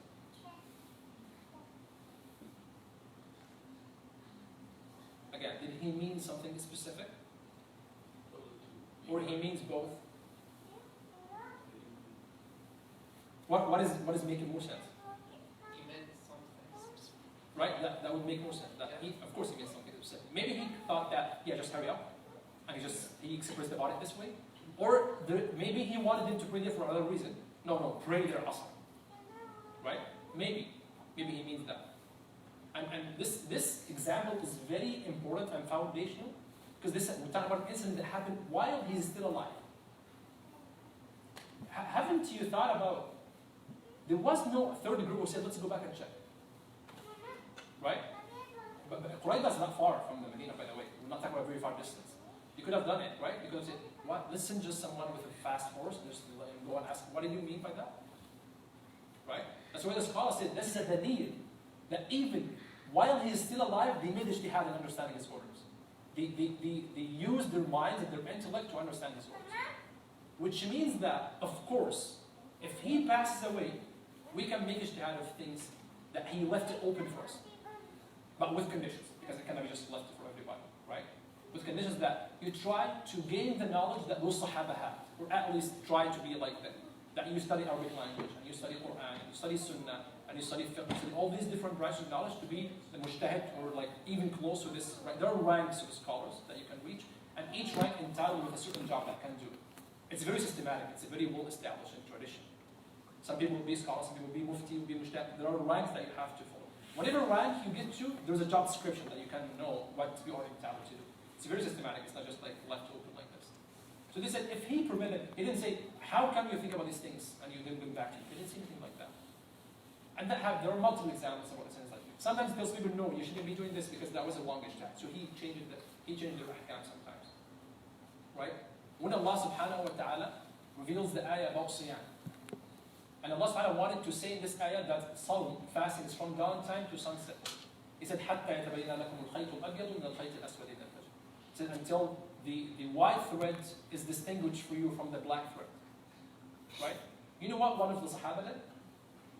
He brought 2 threads, one white and one black. He put it under his pillow.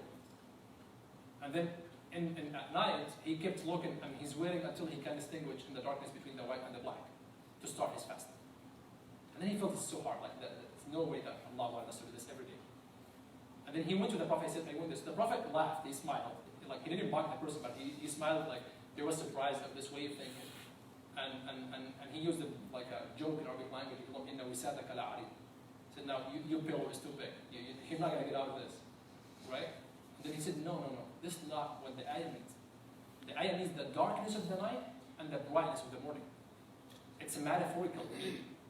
Khayt literally means thread. The ayah doesn't mean like an actual thread. It means the darkness of the night versus the brightness of the morning. So here what the Prophet is doing, he's teaching the Sahabi how to understand the Quran. The Prophet ﷺ didn't only give us Quran and Sunnah and leave. The Prophet gave us Quran, Sunnah, and the tools of understanding Quran and Sunnah. Right? This is very important. The Prophet didn't teach the Sahaba only, this is just a group of texts, taking the Quran, taking the Sunnah, my job is done. No. He trained them how to understand these things. There are so many examples of this. How to understand the Quran, how to understand the Sunnah. So, and then what the scholars did, and look at the beauty of this ummah, is this accumulation of work. The scholars took all these hadith in which the Prophet is training the Sahaba, and then they translated into rules. And now they need these rules that I'll talk about. What I'm telling you today that there's a rule that says the default of rules is permissibility. I didn't make this up. The scholars didn't make this up. They developed it from their own understanding of the way the Prophet dealt with the Sahaba and the general meaning of the Quran based on Arabic language and the tools of understanding the Quran. So this is something beautiful about the tradition. So back to this question, there's no one way of choosing the madhab that you want to choose, if you want to choose one madhab. But you can actually consider communal things. We're still in that scenario. Another scenario which is more important which is so many people nowadays do not actually follow these days, is that I don't want to follow one madhab. I just want to choose per issue or per situation I'm in. What?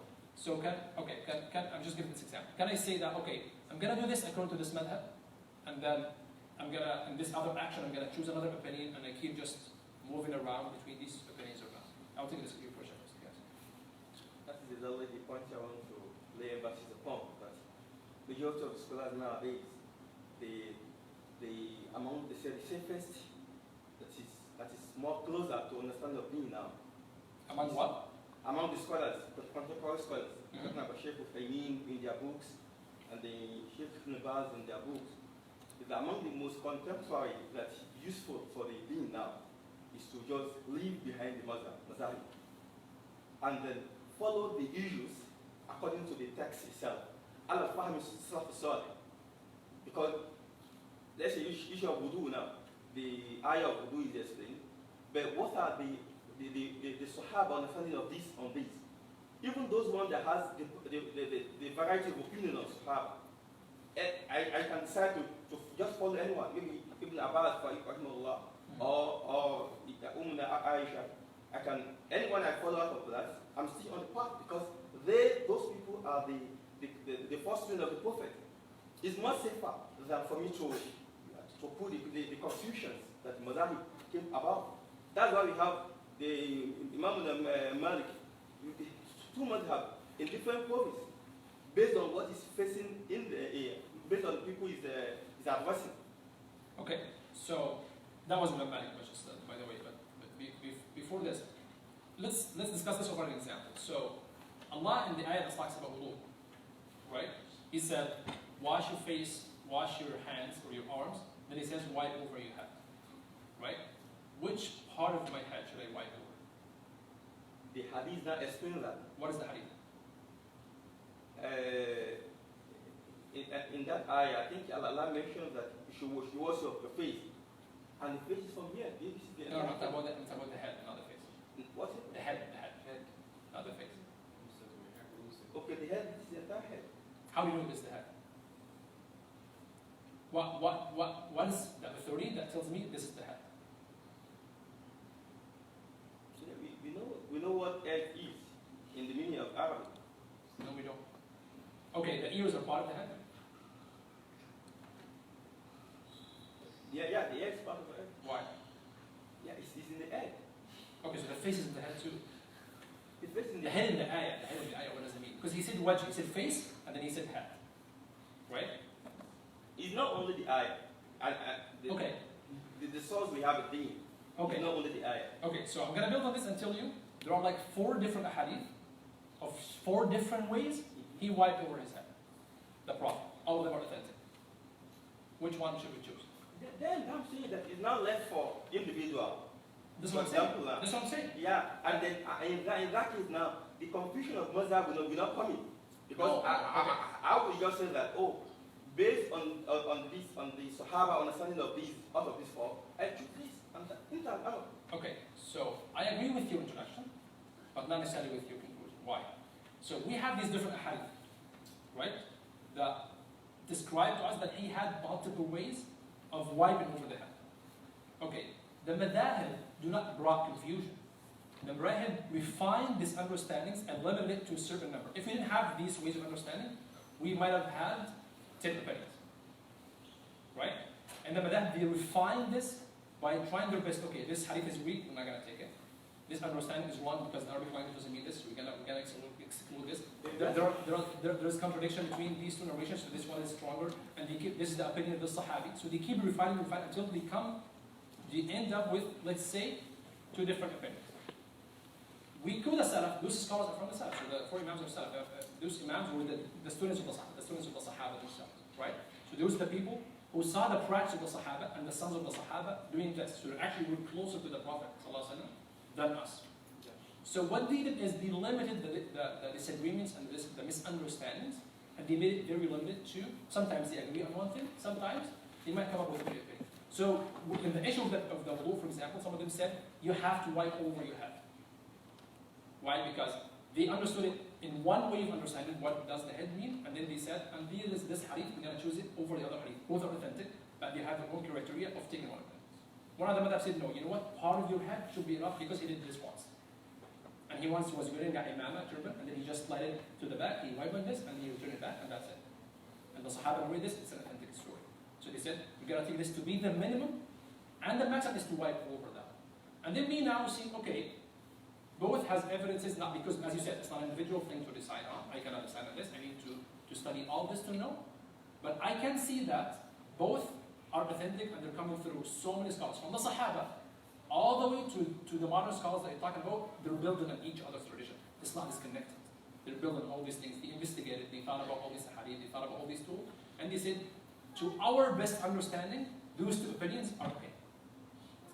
This is what they did. The conclusion I'm trying to explain here is that I have some brothers, for example, the same ayah of wudu. The Prophet said, MSA MUN. Yes. Some brothers, when maybe mistakenly touch their wife after wudu, they will go and do another wudu again. Yes. They will say, MSA MUN. Yes. And we have hadith that explain, even if you look at that tafsir, you can see a lot of tafsir on that. He said, أو جامعتم النساء ليس اللمس بالمعنى. And we also have other hadith that explain that when the Prophet finishes wudu, he will kiss our mother Aisha and we will go for salat without just many hadith. But some brothers pick on that, the mazhab of that, and they do any other ayah or hadith that explains that to be that lamsa of touching. That's just an issue. You have other confusion like that. Okay, that you don't have evidence. What decides? About them. That's a good example too. What decides which opinion here is stronger? Yeah, the lamasa of the. Who decides? Yeah. Who decides that this opinion is right or wrong? And it's tafsir. Because who is the 30 that decide which opinion is right? Ulama. Exactly. Okay, those ulama that you're talking about. Because for example now, if you look at that ayah now. Let me finish. Those ulama that you're talking about, they disagree. Right? That's right. Some of them, there's one hadith that maybe you didn't hear about, that the Prophet ﷺ said, if you touch or kiss your wife, you need to make wudu. That's an authentic hadith. Different than the one that you mentioned. There are scholars who said that Quran has the word lams, which means touching, and has the word mas, which means another kind of relationship between the man and wife, right?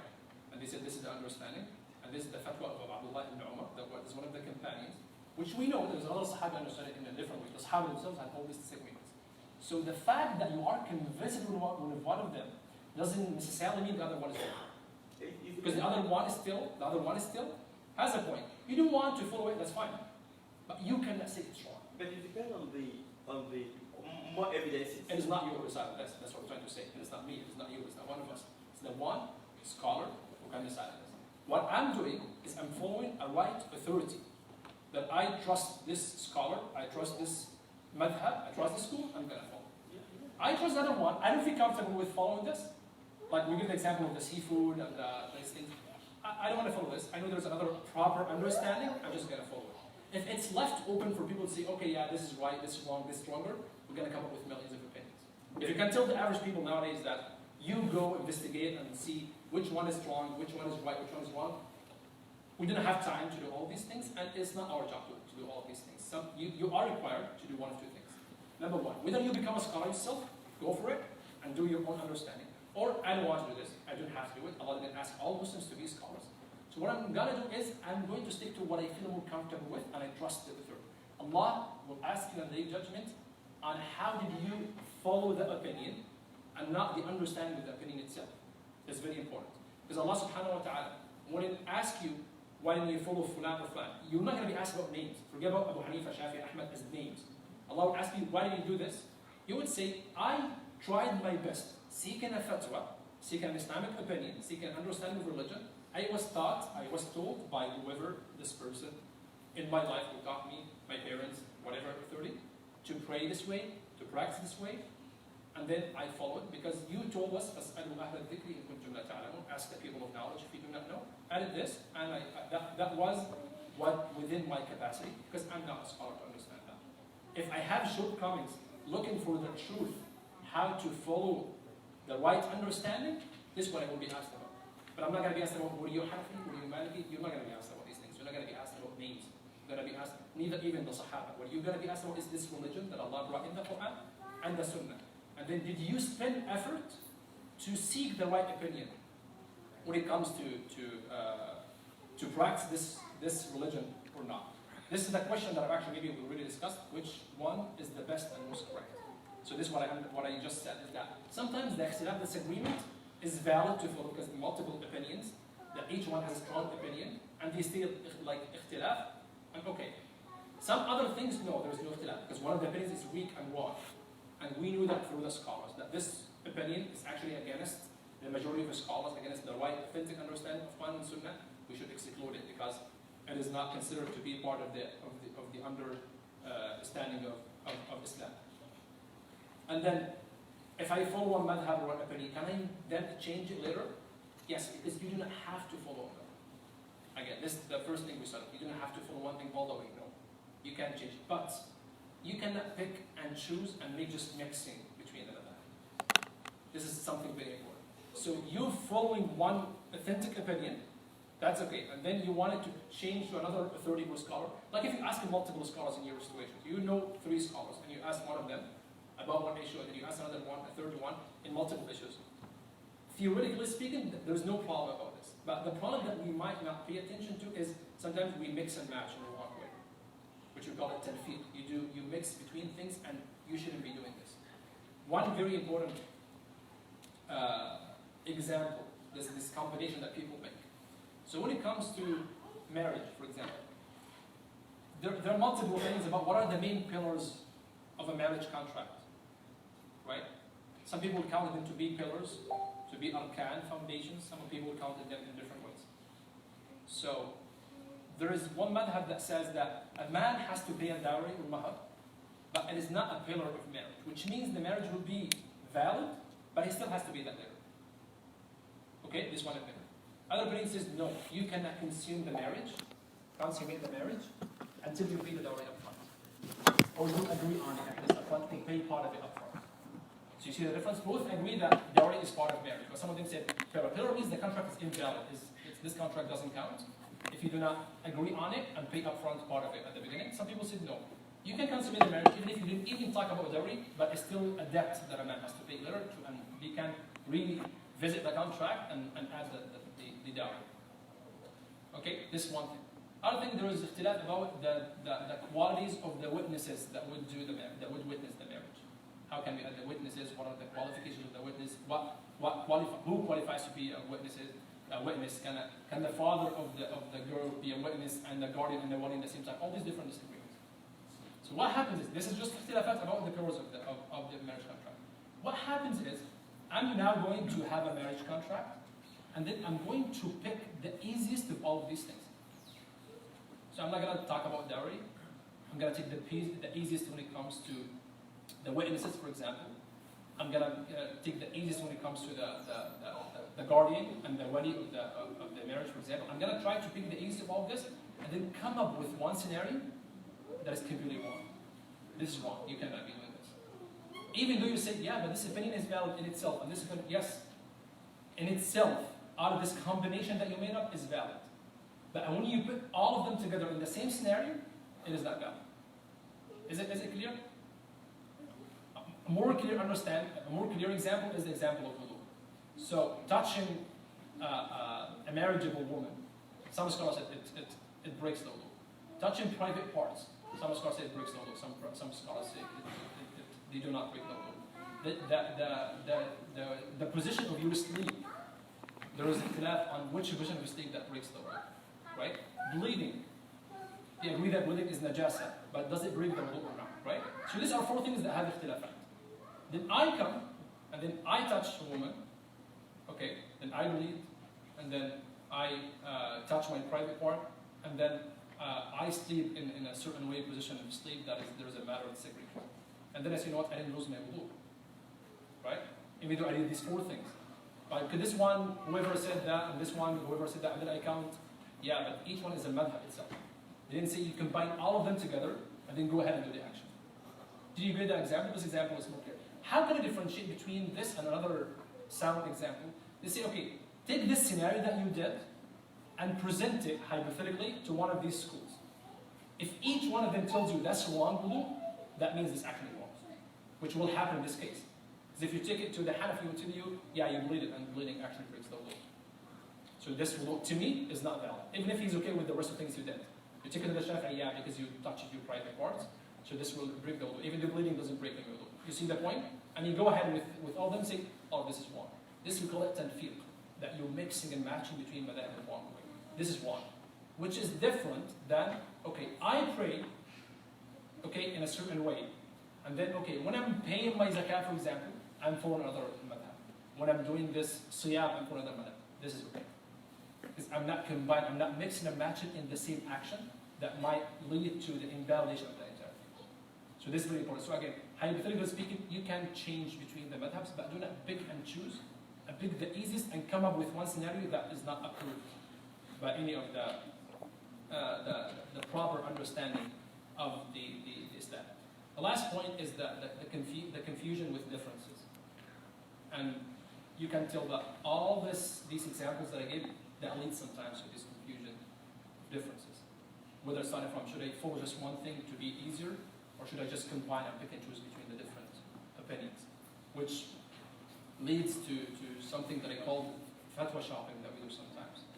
Because what happens is, I need to know the Islamic ruling of something. What I will do, I will open Sheikh Google, right? And then I would type, is whatever, eating fish halal or haram? And then I would, like 100 results will come up to me. And so this is what happens. I even don't entertain the idea of spending some time and go over multiple articles. I'll just pick the first one that comes up, right? Then I click, I open it. Sometimes I would just be able to read even the question, I'll just like skip it to the answer. Sometimes the answer is long, I'm just gonna skip the answer, I'm gonna skim through it to just reach to see anywhere that says okay or not, right? And I skip all of that. All of these steps are wrong. Starting from just like relying on Google from the beginning, that shouldn't be the right way of understanding something about Islam. And then if you're choosing whatever comes up in the result without knowing what is the authority and the authenticity of this website or authority. And then when I open it, I don't read the question. This is very essential because maybe this question is talking about a very specific scenario, right? Maybe this question is about different environment, different culture, different people, different situation. A person who has certain sickness and he has about an acceptance, asks about an exception for his own or her own situation. Then when I read the answer might at the end says yes or no, but it might have conditions for this yes or no, or might have actually some criteria that you have to meet to get this yes or no. I skip all of these introductions, then I just want to take the word yes or no. I didn't do my job. I didn't do my part. If I want to know what is the hukm of Islam on something, by doing something like this. Islam needs more seriousness. That if you want to know the Islamic ruling, you need to seek a proper way. You understand your situation first. You present your situation to someone you trust, or some sort of authority that you trust, and you explain the situation in a good way, because it's your own responsibility. It's not his responsibility to give you. If you say, I asked him, he said that, Allah will ask him. No. If you misrepresent your case, it's your problem, not his problem. So you need to understand your situation very well and ask a person that you trust. And again, it's your responsibility to pick this person, that I trust this authority, I trust this scholar, I trust my local scholar, sheikh, whatever person that you trust. And you say, to my knowledge, and as much as I could do, I think this is the person that I trust the most about this. And then I'm just going to stick to the answer that he will give to me. So we need to put some more effort when we try to understand the hukm of Allah subhanahu wa ta'ala on something. At least we do our best. If we miss it sometimes, at least we do our part. Because sometimes we do some things by mistake and we didn't know that was a mistake. Allah will ask you if you did your best of doing these things or not. Right? Of reaching the right authority or the right source that you can rely on to understand your religion or not. Okay, I want to be better than this, and I want to study Islam more. Yes, now we need to find a good teacher and scholar, and now I want to study a book of fiqh and understand the general rulings of all these different topics that we said fiqh cover. I need to understand the major points of ibadah, the major points of transactions, the major points of family law. I need to know myself these things. And then now I become a student of knowledge. I need to be a scholar. That's actually good if you want to specialize. And then now I can investigate all these things myself and come up with my own understanding and contribution to this knowledge. Because the way this knowledge was developed to us throughout all these ages was through this effort that the scholars put. They didn't stop at what point of time. The Sahaba did their best, and then the scholars of the Tabi'een did their best, and the scholars who came afterwards did their best, and they kept building on each other. There was never a disconnect. This is the beauty of this tradition. There was never any disconnect between all these generations. They developed and they delivered this fiqh and they investigated all these ahkam generation by generation. They disagreed and they agreed and they refined and they rejected things that are wrong and not right to be attributed to Islam. And the job of the modern scholars is to do the same thing and to keep building on the tradition of these scholars and to develop more rulings for the new issues that those scholars didn't talk about before. This is the way it works, and this is the way it used to work. And back in the days, we ask Allah subhanahu wa ta'ala to teach us, and we ask Allah subhanahu wa ta'ala to bless all of you, inshallah. I know there's a break where if we can have a couple questions before we conclude, inshallah.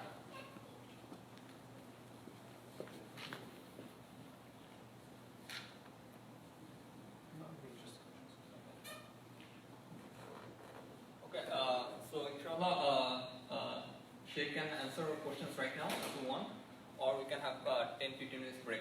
So it's up to you. Yeah, we can take the questions now. Can take the questions? Yeah.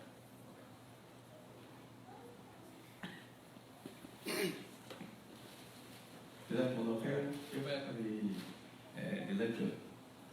On the issue of not taking some part of the opinion of one madhab and then take opinion of other madhab on other issue, on opinion of issue of not mixing the madhab opinion. If someone like majority of other contemporary scholars we have today, they don't base on madhab. They only based on adillah from the Far South. Then on this adillah, some of them could fall into the Hanafi school of thought. Some could be into Shafi'i school of thought. Because since it's only, they are not considering whether this is the stance of this school of thought. What they are only concerned about the authenticity of the adillah. Then those who are learning or reading from those books as well and accepted those scholars as their own scholars, then only they will be mixed up. This is what I want to clarify. Okay, so you know the first sentence that you just said? Yeah, right, you said they based on the adillah, not on madhab. Okay, the scholars of the madhab, what did they base their opinions on? They base it on Kitab wa Sunnah. Okay. Only on Kitab wa Sunnah. No, you said the contemporary scholars Yeah. based on their opinions Yeah. and dalil, right? Yeah, on issue, they will just mention this is the ayah on this Yes, issue, yes. and they will explain it. Okay. And they also the scholars of madhab. Yeah. Okay, because I don't see that there's no distinction. So I'm just trying to understand what you're saying. Scholars of madhab, what did they base their opinions on? It's also on the same. Okay, so what's the difference? What I'm saying is that at long run, I will not know if I've already fall into the Shafi or, and in that case, there will be mix up according to what you. No. So you're saying again, just I want you to understand the sentence that you began with. The contemporary scholars, they're based on their opinions and dalil. Yeah. Scholars of madhab are based on their opinions and dalil. What is the difference between both? Yeah. No difference. Okay, this is exactly what I'm saying. So they're all scholars, and each scholar, if he's really a scholar, he's only basing his opinion on dalil. Right? So what we assume about contemporary scholars, we assume about the scholars too. There's no difference between them. Right? So they're building on each other. I cannot say, okay, the contemporary scholars, they're basing on Kitab and Sunnah, not on madhab. Okay, the madhabs, they were basing on Quran and Sunnah too. They were basing on Quran and Sunnah too. They're all completing each other. Some of them are one, of course. Right? Because as you say, there's a possibility that those scholars back in the days were one. There's a possibility that those contemporary scholars are one too, right? They're not prophets. They might be one with their understanding too sometimes. Right? It's all about their understanding of the Quran and the Sunnah. And then we have the majority of them that would say this is right or this is wrong. We cannot single out some of them and say this is the right understanding and the rest didn't have the right understanding. But if they say that this is the understanding of Ibn Abbas, for example, now as Sahaba, the top Sahaba, there won't be any further research anymore. Of course, but they themselves have disagreements too. Yeah. That's what I'm telling you. They were built on each other. That's what I'm trying to tell you. They were built on each other. There were differences all over the way. The job of these schools altogether is to organize and refine these differences. This is my answer in short. But so given like priority for some of them over others, and given precedence for some of them over the others, that's not right. Because all of them, as overall, we're basing on the dalil. What tells us which is right and which is wrong is what is closer to the dalil. How do we do that? Through scholarly work, through being a scholar. Right? This applies to everybody, from the 4 imams to someone who's in 2020. It doesn't matter. Right? So we don't give preference to one of them over the other just based on the assumption that these from the dalil, and these ones were from the dalil too. That's not the criteria. The criteria is who understood the dalil in the right way. This is the more important criteria. Like my question on that is that there will be mix up later. Mix up in the sense that this issue will fall in Hanafi. Other issue as well, because if I'm only looking into the Adillah in doing so the source of your confusion is that you consider the madhab something and the dalil is something else. It's the same thing. I know. I know it's the same thing. It's the same thing, but that's the answer to your question.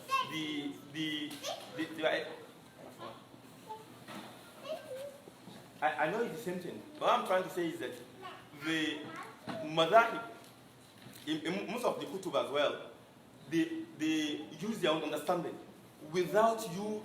For example, now I'm from Africa. In Africa, we use Maliki. We have a lot of kutub on Mazhab Maliki that we don't use. Most of these issues, the hadith that portray that point is not even mentioned in those books. They will just say, okay, Anas, and then and he's not even Anas of Sahaba, but they will say, okay, that Anas is one of the tabi of Maliki. Therefore, I will not be able to know the adillah is used in justifying what he's saying. And we have this in Madhahib as well. You should know, and these things are there. If you keep studying the school, you study the levels of the madhab, you get to a point when you become a scholar in this madhab that you know all the dalils of the madhab and this, and then you can compare between this madhab and the rest of the madhab. But it's more easier with the contemporary scholar to be able to understand more, because on any issue they will just list all the hadiths and ayat and explain them more clearer than combining this. What you're trying to do is just you're jumping over all of this directly to the book, and you're going to end up with the same problem. Because imagine this, you and me are claiming that this is the right way of making law. What gives me more priority over you in this opinion? It's your adillah. Exactly. Yeah. This is what I'm being telling you. And what I'm trying to say is that I will give you a better example. One of the contemporary scholars that you talk about, right? One of them said this is the right opinion of doing such and such in wudu, right? This one opinion.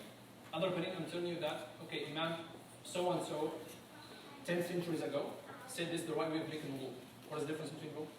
It's based on the points Exactly. to buttress the one statement that you make that I don't agree with is that you tell me this one is easier because it's following the text directly. This one will be the same thing. You don't want to get this. This person did the same thing this one is doing now.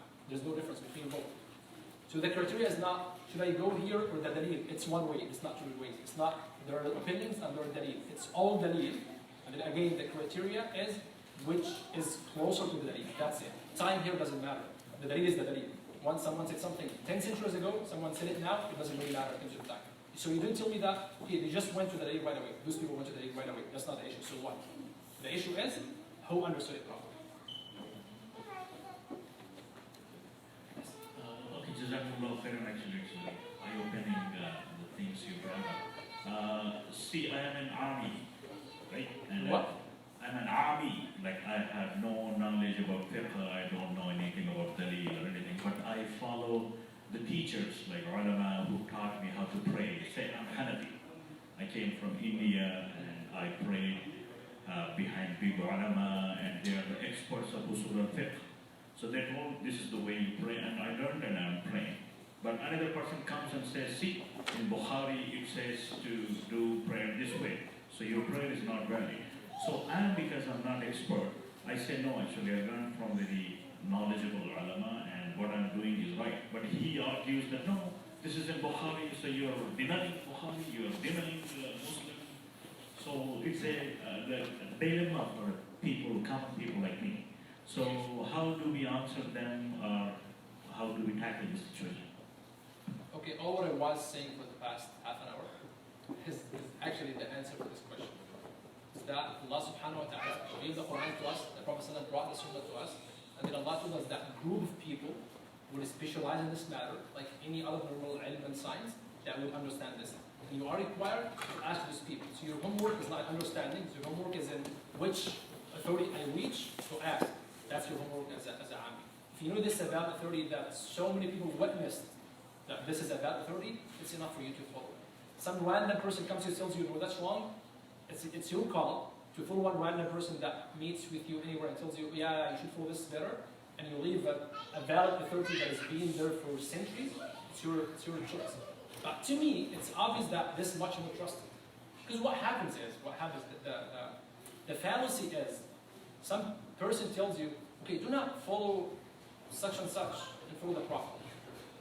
So what he's doing without understanding is that he's not asking you to leave this and follow the Prophet. He's asking you to leave this understanding and follow his understanding of the Prophet. Right? We hear this a lot. Do not follow Hanafi and Shafi, follow the Prophet. Okay, how can I follow it? Pray this way. That's more correct. How do you know this in the Hadith? No, this is your understanding of the Hadith. That's what I've been trying to communicate for a bit. Right? This is your understanding. So it's simply as this, as do not follow Hanafi and follow me. Right? That's okay. It's my choice. I can follow you. It's up to you. You can follow this person, any other person. Right? At the end of the day, we're all following. This is what we cannot conceptualize properly, right? We all follow at the end of the day. None of us would go and just say, okay, yeah, I think that this will be haram. It doesn't happen this way, right? Like any other science. I cannot just go and give prescriptions to people and tell them, I know this is treatment for this disease, right? I'm going to be a crazy person to do that. The problem is, when you're in religion, it's fine. Sometimes we respect all different fields, but when it comes to religion, no, the Quran and Sunnah is there. And by the way, the books of Hadith were not written for common people. This is what people do not understand. The books of Fiqh is much older than the books of Hadith. Fiqh were established and evolved before the books of Hadith started to exist. Bukhari was a Shafi'i himself, by the way. So he was a follower of a school of thought. And he came after Shafi'i with years. So he put the books, and the other 6 collections of Hadith, the 6 authentic collections, he put their books for scholars, not for common people. For me, as a common person, to understand why Bukhari put the chapters this way, I wouldn't know. And I challenge any one of you, if you can understand why Bukhari put the order of the chapters, I challenge each one of you. I bet you if you can know why. Right? I know scholars who wrote PhDs to understand why Bukhari put the chapters this way. Right? And some of them put the chapters according to fiqh, some of them put it according to seerah, it's different methodologies. So this book is given to scholars of hadith to organize their chapters according to these hadiths. It's a very complicated process. So the books of hadith are not written for common people. these books, these famous books, of course they were documented in the Sunnah, but big part of the reason for these famous books like Bukhari and Muslim, they were for the scholars of fiqh to keep their process of investigation, and not just for anybody to just practice this ijtihad. And you suggested not to mix up, so I'll just bring a simple like situation. Like for praying, I'm still Hanafi because that's how I was taught by teachers, and that's how I have the ulama I know who I trust. But while praying, because of there's so much pressure and reference to Bukhari and Muslim and showing that, so I'm still Hanafi, but while praying I started doing raf'al at the yadayn, like usually we don't do in our madhab. But because of showing so many times, I felt guilty that I'm not following something showed in Muslim and Bukhari. So I started doing raf'al yadayn. Is it fine? Is it considered as Yeah, because it's another valid opinion too. It's fine? Yeah, there's no problem. Jazakallah khair. Oh yeah.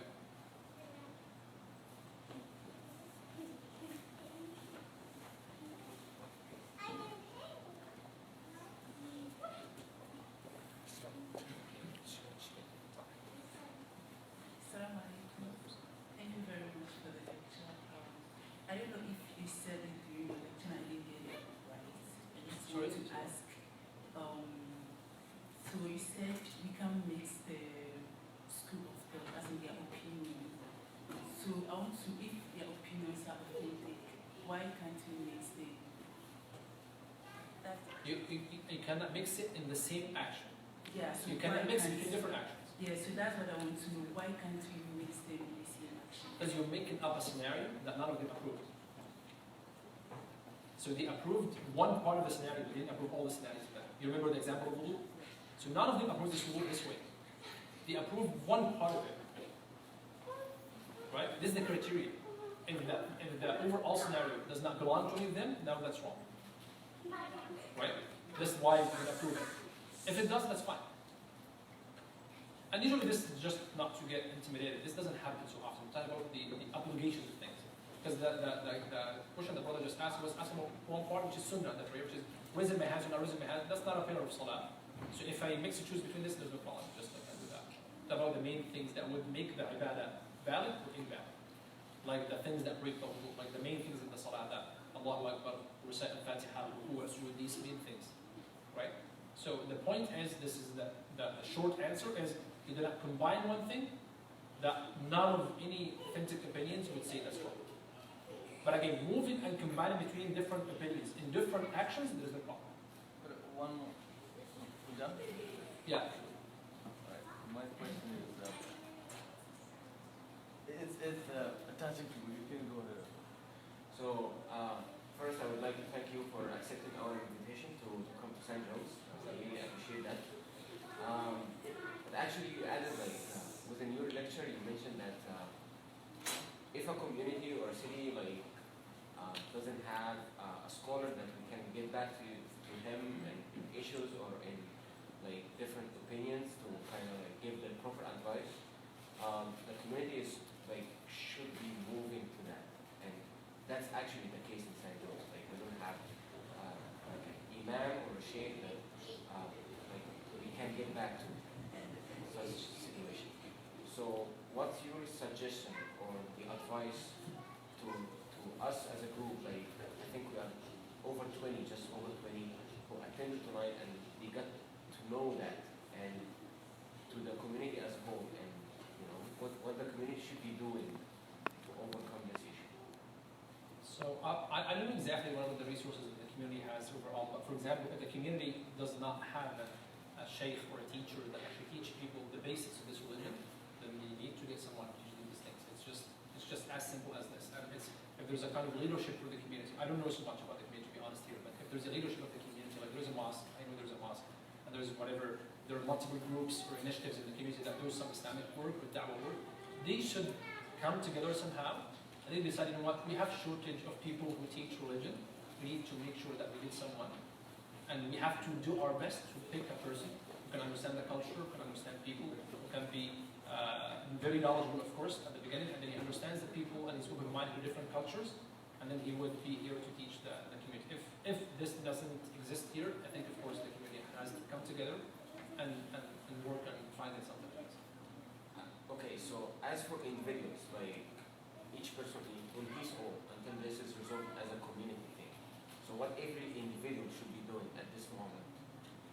has like a question or a problem that he needs help with? He What's needs- the other alternative? Yeah. I mean, the only way I would think of is the person needs to know a certain authority that he or she trusts, and then he communicates with this person, even if it's a person that is not living here, for example, and he communicates with this person, he asks him about questions, but he or she, again, needs to do their best to know, I trust this person, I entrust my understanding of religion through this person, and I would feel more safe and comfortable if I ask him about this Islamic matter, and then he gives me my opinion, if I don't find someone in my locality. I just want to add with the question, like what as a student group, like MSA, what should the student group do, or like what's your suggestions from the student point of view in the university on So this? student group, supposedly, like this is what I see in many other cities, student group is part of the bigger community, and they should be in coordination with the bigger community of the city. So this is something I think bigger or beyond the student group, that the community has to offer someone for the community in general, and then the student group should rely on the community sources. So let's say the community gets someone like just a resident scholar or an imam or a person who is here to teach the community, so that the MSA or the student group has to be in constant communication with this person to be the religious advisor, and then he would offer some educational things for the group, or just be a consultant or advisor for them to do this. So MSA, I should look at the student group as part of the bigger community, not in separation from the bigger community. The plan has to be one. We're not a huge community, so we need to have more cooperation to find something that is more practical, right? And we try to avoid divisions as much as possible. The question is, I'm also from another country, which is Bangladesh, and you know that most of the Muslims are following Hanafi madhab there. So there are a lot of differences. As far as I remember, is the biggest issue in the prayer was not reciting anything behind the imam. So I was following that as well. And now, after coming here, listening to lectures and going through some hadiths and everything, it says, like I said 2 hadiths there. Like one of them was La salata illa bi fatihatil kitab, and another one is Man lahu imam wa qira'atul imam qira'atul lahu. So that's I don't know, but what is my like? I'm reciting now. Like sometimes I forget. You know, do I have to read it? Yeah, this applies to the same thing. So the list really, like don't be just advice for everybody. The list goes on and on with so many other examples. Right. Yes. We cannot, if we sit here until tomorrow discussing these issues, we're not going to come up with an agreement. Right? Right. I cannot convince you that which one is right or wrong. Or even if I do, I can bring another one to convince you otherwise. Right? Let's say I follow one of these two and tell you now, yeah, the authentic one is to recite Al-Fatiha because I follow this. And then I get another scholar who believes in the other way, tells you, no, I can convince you. And you'll be convinced with each of us. Right? That's not your issue. Your issue is what you feel more comfortable with, do it. That's it. That's again your responsibility. If you feel more comfortable with that, I feel more comfortable following this. It's just as a general, this is, okay, the answer actually is in the hadith of the Prophet ﷺ. When he says, "Stafti qalbaka wa yaftaka an-nasu after." The Prophet says, ask your heart, and use the word fatwa, right? Seek fatwa from your heart. What does that mean? That doesn't mean that I ask my heart to just do whatever I want, right? That means when I'm in conflict of disagreements, I cannot determine which one I follow what I feel more comfortable with. This is the name of this hadith. Again, some people think this hadith is just like ask your heart, you ask people. That's wrong. This is not what the Prophet meant. The Prophet meant that ask, if you come up with more opinion, you're conflicted, you're confused, now what you are more comfortable with, do it. In a different hadith he says, the sin, the dam is what you feel in your heart. Which means, I was given 2 different fatwas on this matter, right? One person tells me that this bank account is haram. One other person tells me this bank account is okay. I trust both. I'm confused. But I feel sinful to go for the opinion that says it's halal. If you feel like this and you still do it, you're going to be asked about that. Even if there's an opinion that do this, because you went against what you feel in your heart. There is the conviction. So the full process, do your job, find an authority. Ask for the authority. And then when the result comes to you, you should feel comfortable about it. This is the full process. You're responsible of the entry and the outcome, right? Not in the answering the question in the middle. No, I'm still a bit confused about, like, is there not one is more authentic than another in this matter? Yeah, the only way is you study yourself. Okay. There are two options. That's what I said from the beginning. There are two options. Study yourself or just pick what you're comfortable with. There is really no other option. Alright, thank you.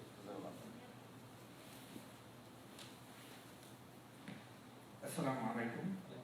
So thank you for coming to our university and your informative lecture.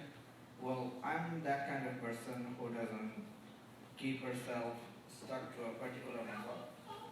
Like, but however, I don't cherry pick the steps from different methods. You do what? Sorry? I don't cherry pick.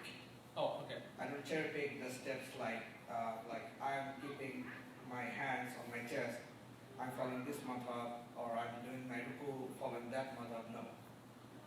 And however, I have faced some people calling me a non-madhabi or a la madhabi. I have faced some people like that. So my question is, what exactly defines this term la madhab? Okay. So this one of the terms that people came up with in modern time. So it means the people who reject the school of thought. And you do not reject the school of thought. You just say, I'm not labeled by one of them because I'm not going to follow one of them. Which nobody ever, of scholars, said you have to. There's no scholar said you have to 100%. That idea. It's not like that. Scholars said you need to follow the trusted authority. Yes, that's a consensus. But none of them said one, and that's it. No one said that. So no. So the la madhabi means if a person who rejects all the schools and says, I'm just going my way. Right? I'm just going to skip all of this. Just like, I can do it myself. This is what. It's not what you're doing. What you're doing is not. It's not madhab. Go ahead. So a follow-up question. Yes. So is it right to do that just to, like, say I'm not following any school of thought, I'm just doing what I want? Doing what? Like, so you are not following any school of thought. Of course. No. Then you are just doing what you think, or you know the sunnah is teaching. No, you cannot do this. You follow them overall.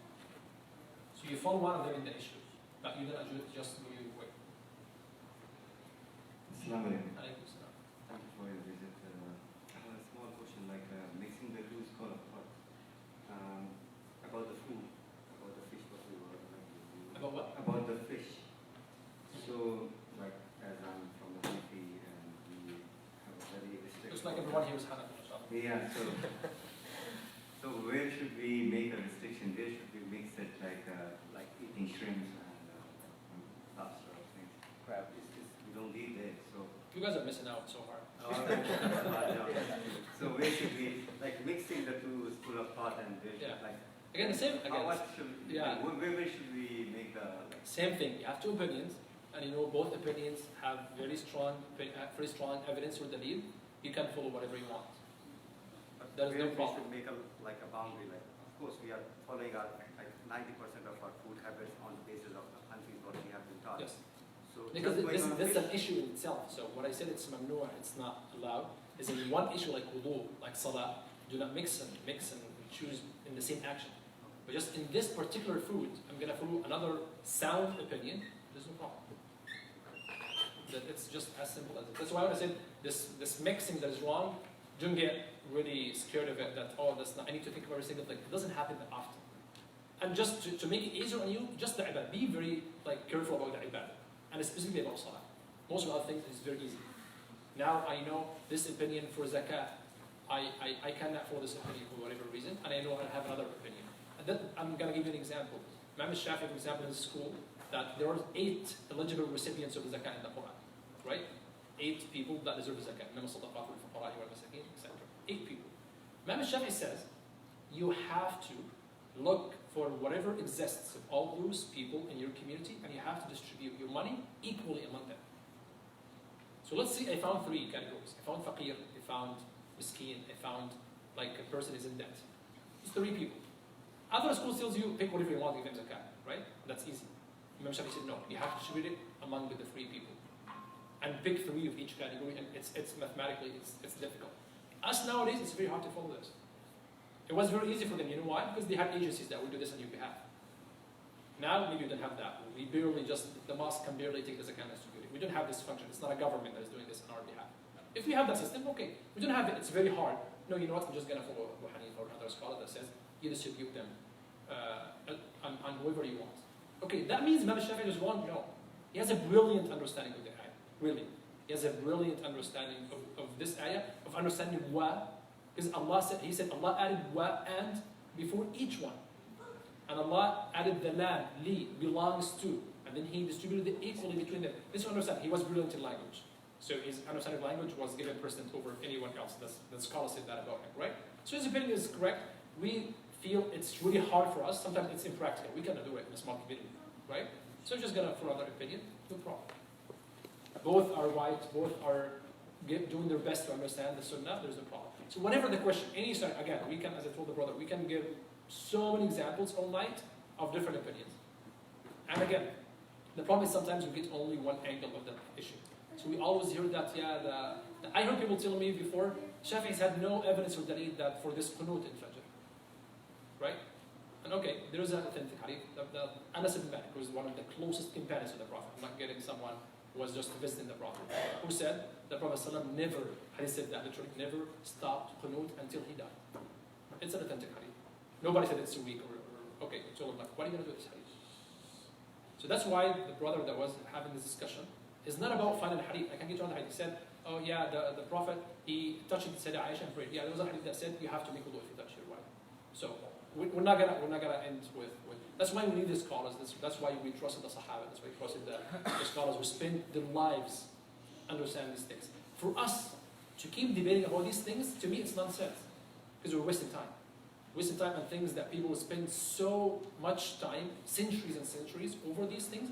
I just want to reinvent the wheel, and till today we want to see who was right in terms of wiping the head in the salah. It doesn't make any sense to me because they've done all of this homework. We should develop and build on this. We shouldn't get stuck with discussions that happened centuries ago, and they've done their part on it. Unless if we want to become scholars, that's different. I'm talking about us, like average Muslims or normal Muslims who live and they want to go on in their lives. Well, yeah.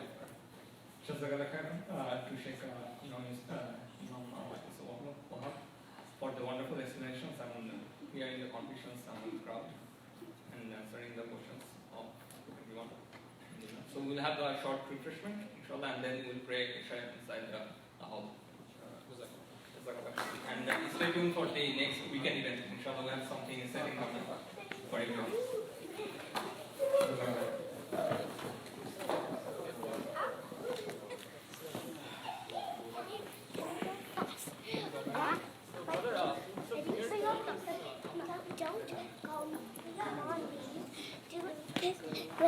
When I said go, you need to go.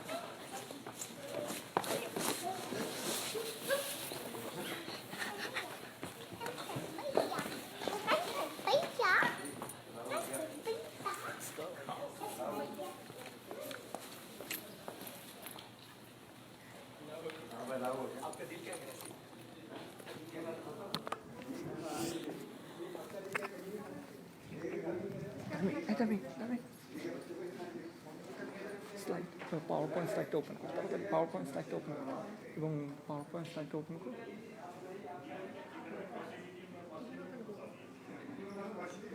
PowerPoint এটা ধর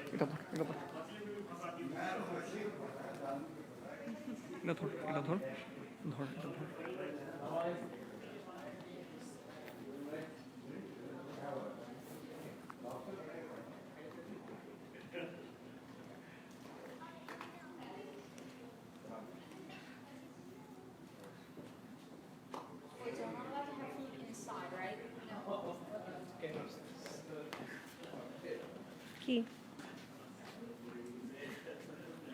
ঘটনা কি আমি কি একটা একটা করে যাব